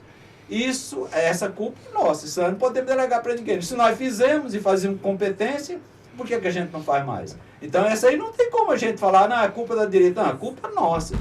A gente pode analisar o seguinte, o capital, o sistema capitalista, o neoliberalismo, foi de uma perversidade muito grande, penetrou com a cultura da competitividade, do individualismo, vendeu a ilusão de que cada um é empresa de si próprio. Tudo isso a gente analisa, mas no plano das relações sociais, né, no plano das trocas simbólicas, das trocas materiais, esse distanciamento, nós temos que fazer a nossa meia-culpa. Nós sabíamos fazer, nós desaprendemos. Então a culpa é só do sistema, mas o sistema não existia lá atrás, o capitalismo não é desde sempre, nós não enfrentamos ditadura. Então por que agora a gente acha que a culpa é só do sistema? Não, a culpa é nossa também, nós perdemos a mão. Nós, talvez, aí é uma hipótese, Gino, você que está mais enfronhado aí nas instâncias das representações parlamentares, eu acho que talvez nós, na medida em que crescemos, que nos envolvemos com a institucionalidade, talvez a gente tenha perdido essa referência fundamental e necessária de que o sentido da nossa luta parlamentar, o sentido da nossa luta política não é a institucionalidade. Isso aí nós adentramos para dar suporte para aquilo que é o nosso objetivo, que é conquistar direitos para a população trabalhadora, melhorar as condições de vida, lutar por justiça social, e não para a gente galgar espaços cada vez mais sólidos, cada vez maiores, e ficar no plano da institucionalidade, porque senão perdeu a razão de ser. Aí, esses outros partidos também fazem, nós somos um partido diferente, não nascemos para ser diferente. Mas aí eu acho que você fala com mais competência do que eu sobre essa parte. Assim, nosso mandato ele não saiu da periferia. Inclusive, eu fui eleito por conta dessa convivência nos bairros onde não tem asfalto, não tem esgoto. Até hoje, são quase 100 mil pessoas em Uberlândia que moram em áreas irregulares. Agora, quando a gente ocupa um cargo, igual eu estou ocupando agora, de vereador, facilita as conquistas. Ele tem que conversar com o povo da direita e ganhar as eleições. E eu penso que tem muitos parlamentares com o meu perfil. Eu não quero citar nomes aqui para não ser injusto com deputados do PT, estaduais, federais, que estão sempre nos assentamentos de reforma agrária, nas cooperativas de agricultura familiar. Eu penso que O nosso limite na instituição ele é muito pequeno. Na Câmara Municipal, para citar a nossa casa aqui, nós somos 27 vereadores, temos 2 do PT, e se precisar compor um campo de esquerda, nós chegamos a 4, 5, 6. Então, assim, o que 6 vereadores fazem no espaço que você tem que negociar e aprovar? Hoje você pega no Congresso Nacional, 3/4 do Congresso Nacional é de direita ou extrema-direita. Então, Lula está governando com a faca no pescoço permanentemente. E seria muito pior se ele não estivesse lá.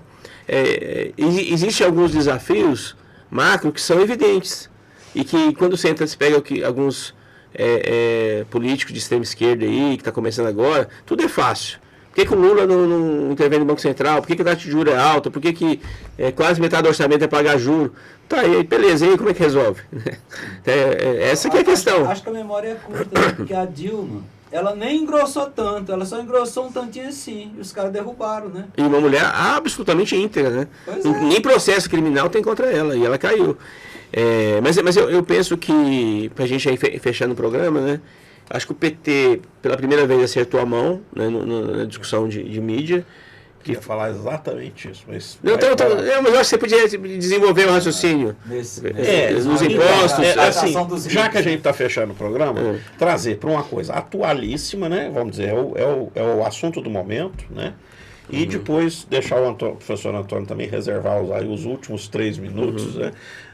Para falar o que ele pensa para o futuro. O meu futuro Marquinhos está aqui conosco, sentou aqui conosco, aceitou o convite de sentar aqui. 2026, o meu futuro, estou falando em 2026, né? Então, eu queria só frisar essa história desses vídeos. Quem diria, hein, Antônio, que o PT conseguiu dar um suspiro usando vídeos de inteligência artificial, que eu não tenho nenhum preconceito com isso, não, apesar de ter muitas preocupações, mas eu acho o seguinte: é barato produzir vídeo de inteligência artificial, então não há vergonha nenhuma para um partido de esquerda utilizar-se da tecnologia, que inclusive barateia o processo, né? Tem um monte de questões que ficam resolvidas, porque você não expõe nenhum artista, porque hoje tem muito esse problema. Você poderia falar assim, por que vocês não fizeram vídeo com artistas, né, reais? Você convida um artista para fazer um vídeo do PT, depois ele é marcado e não consegue nem trabalho mais. Então a inteligência artificial veio resolver esse problema nosso. Mas o que me deixou satisfeito, assim, no meio de tanta insatisfação, de tanta preocupação, o que me deixou satisfeito? E aí eu queria te ouvir, não sei se você concorda. É que a Rede Globo, os nossos detratores estão nos acusando do que eu me orgulho, que o Lula recuperou nós contra eles. O que eles chamam de nós contra eles, doutor Higino, tem um nome clássico, bonito, que os historiadores dão melhor do que eu, que chama luta de classes. O que nós conseguimos trazer novamente para as pessoas, sem usar esse nomão feio acadêmico aí, mas o nome popular é o nosso contra eles mesmo, é a velha e boa luta de classes. Esses vídeos estão escancarando, olha, existe rico, existe pobre, e você é pobre porque você carrega o rico nas suas costas. Sim, porque o rico não fica rico por bênção divina, é porque ele se apropria da sua força de trabalho, e ainda, além de se apropriar da sua força de trabalho, ele agora está querendo se apropriar dos seus impostos. Ele não quer pagar, quer que você pague, e ele fica na boa. Então, isso me dá, eu diria, verdadeiramente orgulho do partido que eu tenho a honra de presidir aqui em Uberlândia. Porque ele trouxe novamente, e diga-se de novo, com inteligência artificial, o velho e bom discurso lá que o Marx colocou, né, da luta de classe. Então, essa é uma primeira coisa, e nessa luta toda, né, como é que você estaria vendo aí 2026 para nós, para o nosso campo? Bom, aí eu concordo plenamente com a sua análise sobre essa... Primeiro, sobre a postura mesquinha, né, do Congresso Nacional, que impôs essa derrota ao governo Lula, né, derrubando o decreto. Quer dizer, mostrar as garras, né? Então, é lógico que ali nós não estamos falando de... Às vezes as pessoas parecem que falam achando que o Lula é ingênuo, né, gente? Você acha que alguém que já foi presidente da República 3 vezes é ingênuo? Alguém que tem essa trajetória, sabe? É ingênuo? Alguém que está frequentemente com as grandes lideranças internacionais? Acontece que o jogo é um jogo muito pesado. O jogo é muito pesado. Então, é pisando na corda bamba, é negociando a sobrevivência a cada dia, é tentando aprovar o mínimo daquilo que é possível. O Gilmar Machado, nosso companheiro aqui de luta, né, que já foi deputado por várias vezes e foi nosso prefeito, numa das vezes que nós, aguardando aí o começo de uma reunião, batendo um papo, ele narrava pra gente, ele está lá, né, ele está trabalhando lá dentro, ele está trabalhando com a questão do orçamento. Para se conquistar qualquer coisinha em benefício da população trabalhadora, só negociando, senão não passa. A verdade é essa, porque o Congresso, majoritariamente, é conservador ou reacionário, ou seja, junta o conservador com o reacionário. Grande maioria, como é que faz? Como é que se aprova as coisas? Então, lembra das contradições e ambiguidades a qual me referia? Essa é uma das maiores. Você tem que legislar no sistema capitalista, e no caso aqui com o Congresso, pró-sistema capitalista, pró-interesse do grande capital, e você não tem instrumentos, o Executivo não tem instrumento para fazer a revelia. Não dá, porque a legislação não permite, só se faz através daquilo que é possível aprovar. Então, essa maioria que o governo tenta construir, ela é muito tênue, porque sequer aquilo que no passado funcionava, que é distribuir cargos do alto escalão, distribuir ministérios, agora nem isso serve mais, porque os caras ocupam os cargos e não são fiéis. Parte dele não segue. E os parlamentares que estão lá, que são a maioria ricos, né? Que são ricos, ou representante dos, né? Ou representante dos ricos também. Pois é, então ao interesse de classe, obviamente, a gente vai cair sempre no interesse de classe. Ou eles são os fiéis filhos da classe dominante, ou eles são representantes fiéis da classe dominante. Então eles vão defender quais interesses. É óbvio que qualquer coisa que a gente queira, que o governo de esquerda avance, tomara que a gente... Então você perguntou para 2026, tomara que a gente tenha competência para eleger um Congresso. Eu não vou sonhar também, não sou ingênuo de falar majoritariamente de esquerda. Isso é impossível. Na nossa realidade, hoje a gente não consegue. Mas que a gente consiga, pelo menos, contrabalançar um pouco. Porque, gente, dos 2 últimos congressos, pelo amor de Deus, né? O outro foi aquele do impeachment. E esse agora não dá, né? É a gente bater em ferro frio, tentar aprovar qualquer coisa ali. Então, a sobrevivência do governo, ela é tênue mesmo. Mas está afastada qualquer hipótese de fazer o que fizeram com a Dilma? Eu não descarto essa hipótese. Endureceu? Está brincando conosco? Olha, pois se já emplacaram no passado, por que não emplacaria agora? Se está absolutamente provado que a Dilma foi impeachada sem ter absolutamente nenhuma culpa, nenhuma responsabilidade daquilo que foi acusada, por que não fariam agora? Porque se é uma questão meramente política, ela não é jurídica, é uma questão de direito, não é de respeito à Constituição, é uma questão de força, correlação de força. Então, é óbvio que eu temo o tempo todo que é possível sim, se eles quiserem, eles emplacarem um golpe, né? Mas aí vem a esperteza, e além da experiência, da esperteza política, em detrimento das nossas vontades. Eu vejo aí a esquerda, parte da esquerda, batendo com força, mas batendo com força no governo petista. Nos nossos grupos, não estou falando de grupo, nossos grupos, porque outros grupos aí dos outros canais eu nem vejo. Nos nossos grupos, o pessoal batendo. Então, o que a gente Como quer? se a gente tivesse a porta da revolução, né, professor? Exato. E nós estivéssemos barrando a revolução socialista. Ou então, como se nós estivéssemos com uma hegemonia dentro do Congresso Nacional e a gente não faz porque não quer, certo? Isso aí é corpo mole, isso aí é porque já se vendeu para a direita, isso aí é porque tem... Você percebe? quando vem esse tipo de análise, que, olha, é só falta vontade política, não é só falta vontade política. A trajetória dos nossos representantes indicam que não é possível você fazer uma análise que falta vontade política, que falta são condições objetivas de materializar aquilo que a gente sonha, né?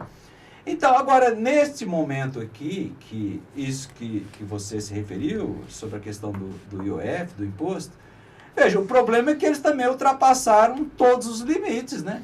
Impuseram uma derrota ao governo, uma derrota, me parece que nos últimos 30 anos foi a primeira vez que isso aconteceu, ou seja, desde a abertura política, né? Impuseram essa derrota, e aí é isso mesmo, o governo vai ficar nas cordas, vai ficar encolhido, vai assimilar e vai tentar ficar só nesse plano do diálogo ali, num terreno onde não há diálogo, porque até onde eu sei, pelo que foi dito, não só pelo Lula, mas pelo ministro da Casa Civil e vários outros ministros, havia um diálogo. Havia um diálogo, inclusive, para esperar só pautar quando tiver o mínimo de entendimento. Aí eu vou ser mais rígido. Não havia só um diálogo, havia um acordo. Se você pega o Roda Viva de ontem, né? Sim, o ministro fala isso. Havia um acordo que se fechou às tantas horas em tal lugar, estava tudo certo. Filmado, inclusive. Exato. Tem provas disso. Aí, na calada da noite, porque certamente os interesses, né, do capital da ultradireita falaram mais alto, o presidente da Câmara simplesmente desconsidera o que fez, age daquela forma, pauta o assunto, impõe a derrota, e aí tudo bem, o governo tem que assimilar. Aí há uma reação, pela primeira vez nos últimos tempos, uma reação em termos de utilização da mídia com competência, como você falou, nas redes sociais. Aí vem uma Rede Globo e já começa com a choramingando, né? Por que não fizeram isso o tempo todo no governo Temer e no governo Bolsonaro? Por que tripudiavam daquele jeito e ficavam caladinhos? Agora, que é um governo democrático, que eles não estão ameaçados, não estão perseguidos, e basta ter uma reação. E olha, o ministro também ontem falou, o que o governo, a campanha do governo é a campanha para a taxação dos ricos. A campanha contra o Congresso é uma campanha da sociedade civil. Mas aí eles atribuem ao governo que querem, evidentemente, desgastar o governo. Então a Globo está choramingando, né, falando dos riscos. Agora tem risco. Esse tempo todo aí, né, dos governos anteriores, do golpe para cá, não tinha risco. Então, olha, para fechar aí com a sua pergunta. Veja, eu, embora ande um pouco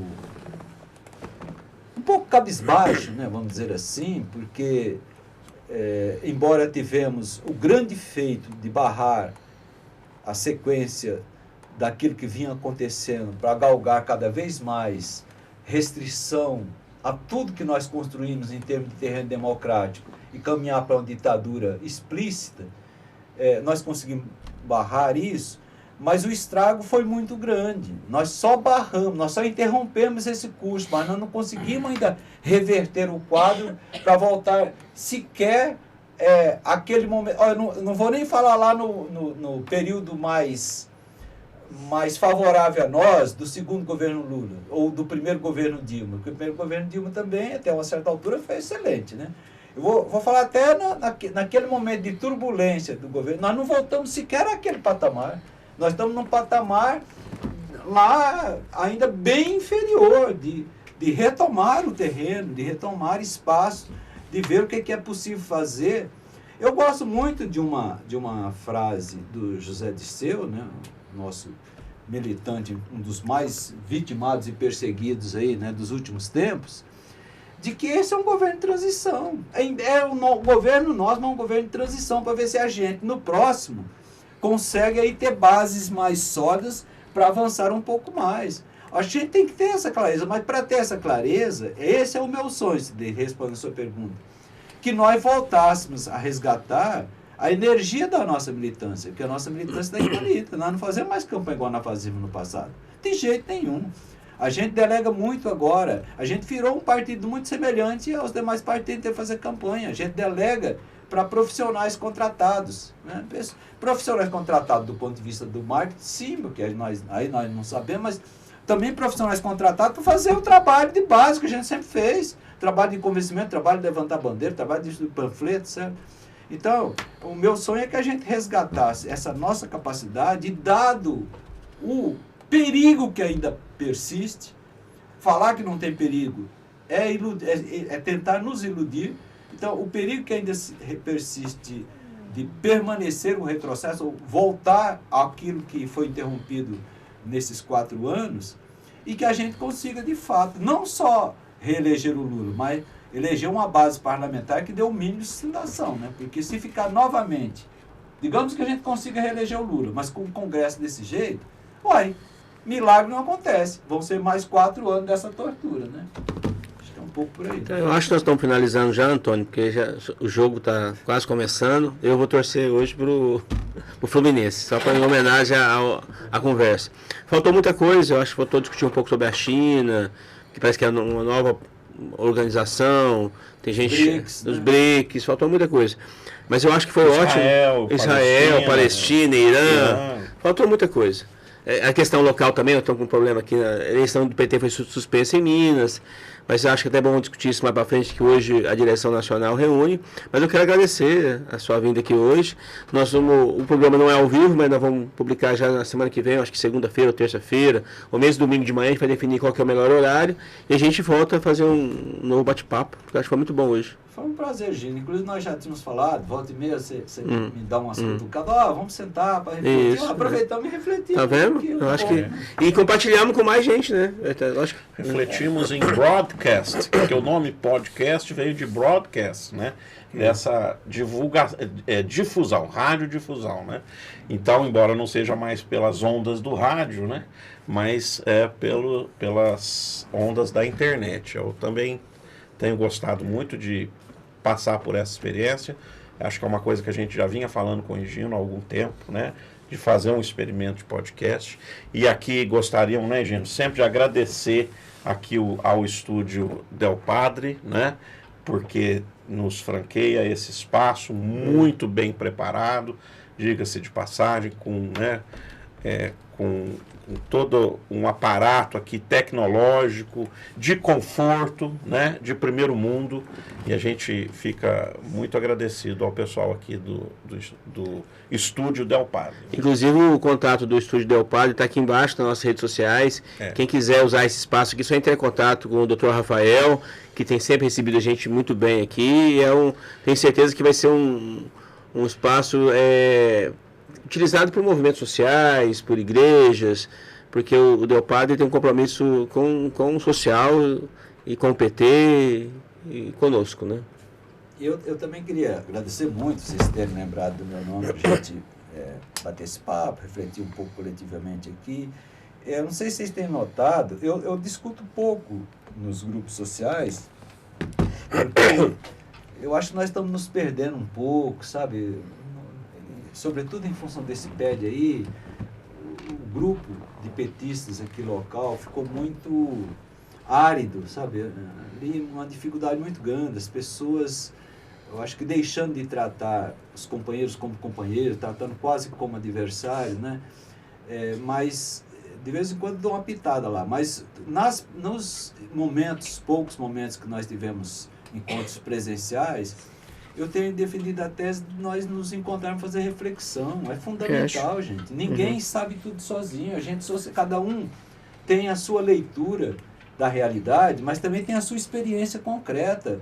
É a partir da socialização das nossas leituras, das nossas experiências, que a gente pode, junto... Esse é o espírito do PT no seu nascedouro. Junto construirmos perspectivas. Elaborar, porque a gente precisa elaborar, a gente precisa ter teoria, a gente precisa ter compreensão, fazer a leitura crítica da realidade, elaborar, para daí tirar os nossos projetos enquanto partido. Isso só é possível, eu acho, a partir da reflexão conjunta. Então, eu espero, inclusive, Gino, por exemplo, o novo diretório, você certamente está presente como parlamentar. Eu acho que poderia fazer essa sugestão. Eu também já falei isso aí para a nossa candidata. Nós estamos sobrando agora só uma candidatura, né? Ou ainda temos 2 candidaturas? Só uma candidatura. Só Pro local. Local só uma. É a Tatiana, né? Tatiana. Então, eu já, inclusive, outro dia conversei isso com ela, mas na primeira oportunidade que eu tiver para falar de forma ampla, também falar, vamos resgatar isso, é uma coisa que nós também tínhamos como prática, né? Eu não estou falando se reunir para discutir processo sucessório, para discutir eleição apenas. Estou falando gente reunir com uma certa periodicidade. Fazer análise de conjuntura, bater papo. Inclusive, isso é fundamental para alimentar o mandato de vocês. Né? Para vocês terem subsídio. Não é para monitorar mandato, é para vocês terem subsídios, tomar isso como referência na hora de estabelecer as linhas de atuação, né? E nós também pensamos, porque, gente, está muito complicado compreender a realidade. Eu, como historiador, eu tenho dificuldade de compreender essa realidade. Agora, se a gente não soma os nossos esforços, nossas leituras e as nossas experiências, fica mais complicado ainda, né? Então, tomara que o novo diretório e a nova direção executiva tenha vontade e também condições concretas, né, de fazer isso, de chamar a militância e a gente promover esses encontros, as reflexões, né? Pauta assuntos os mais variados, pode ser os assuntos da ordem do dia para vocês, mas pode ser os assuntos da nossa conjuntura, as nossas dificuldades enquanto partido, né? Esses dilemas que nós refletimos um pouco aqui, por que a nossa dificuldade de dialogar com a população, nós que fizemos isso com tanta competência e com tanta aceitação durante um longo tempo, por que agora a gente chega e tem uma dificuldade dessa aproximação, né? Então, quero já fazer um compromisso com você aqui, Antônio. Vou conversar com o Ronaldo, que é outro vereador do PT, vamos conversar com a presidenta eleita e chamar um bate-papo. E sabe que às vezes esse bate-papo pode ser um dia aqui no centro da cidade, nós podemos dividir em grupos e fazer debate nas cozinhas comunitárias. O Breno Altman, quando veio aqui, ele visitou as cozinhas comunitárias. Todo mundo que visita fica impressionado. Quase 5 anos de existência. Hoje tem em torno de 2.000 marmitex por dia, 9 cozinhas comunitárias. Ele deu depoimento que os Panteras Negras cresceram nos Estados Unidos a partir de experiências parecidas com as cozinhas comunitárias. Só que os Panteras Negras conversavam com a população das filas, as lideranças. E nós não temos feito esse diálogo. Nós tentamos algumas vezes, mas quem sabe a gente possa criar um momento de escutar as pessoas, né? A história dela, o que ela pensa, aproveitar conversar com os pastores, aproveitar conversar com a juventude dos bairros, entre nós e com eles, que é o que você falou, que é o PT histórico, né? Quem sabe a partir daí a gente consegue encontrar uma resposta para contribuir com... E outra coisa, aí a gente faz o contraponto, porque, veja, o antipetismo foi criado lá atrás, ele impregnou, a gente tem que reconhecer que os caras, na perspectiva deles, tiveram competência para impregnar na memória social, no tecido social, no imaginário social, essa leitura do antipetismo. Então a gente tem que desconstruir isso. Então, se a gente faz isso também nos espaços aí de organização dos bairros, né, onde a população está organizada, as cozinhas comunitárias, o movimento popular e tal. Cooperativa. É o momento também da gente desconstruir. Aí eles veem a gente de carne e osso, o que é que a gente realmente faz, o que a gente está interessado, e não a leitura que chega até eles, que nós somos um bando de comunistas, como criancinha, que só pensa, né, em... Só tudo ladrão, tudo... tudo ladrão, entendeu? Então acho que isso é fundamental, né? Beleza. Então é isso, Sidney. É isso aí. Muito obrigado, Antônio. Muito obrigado, Marquinhos, que nos agraciou aqui com a sua presença. Aqui no Megabons. E até a próxima. Até a próxima. É isso aí. Agora tem que pensar numa musiquinha de início e de fim, né? E...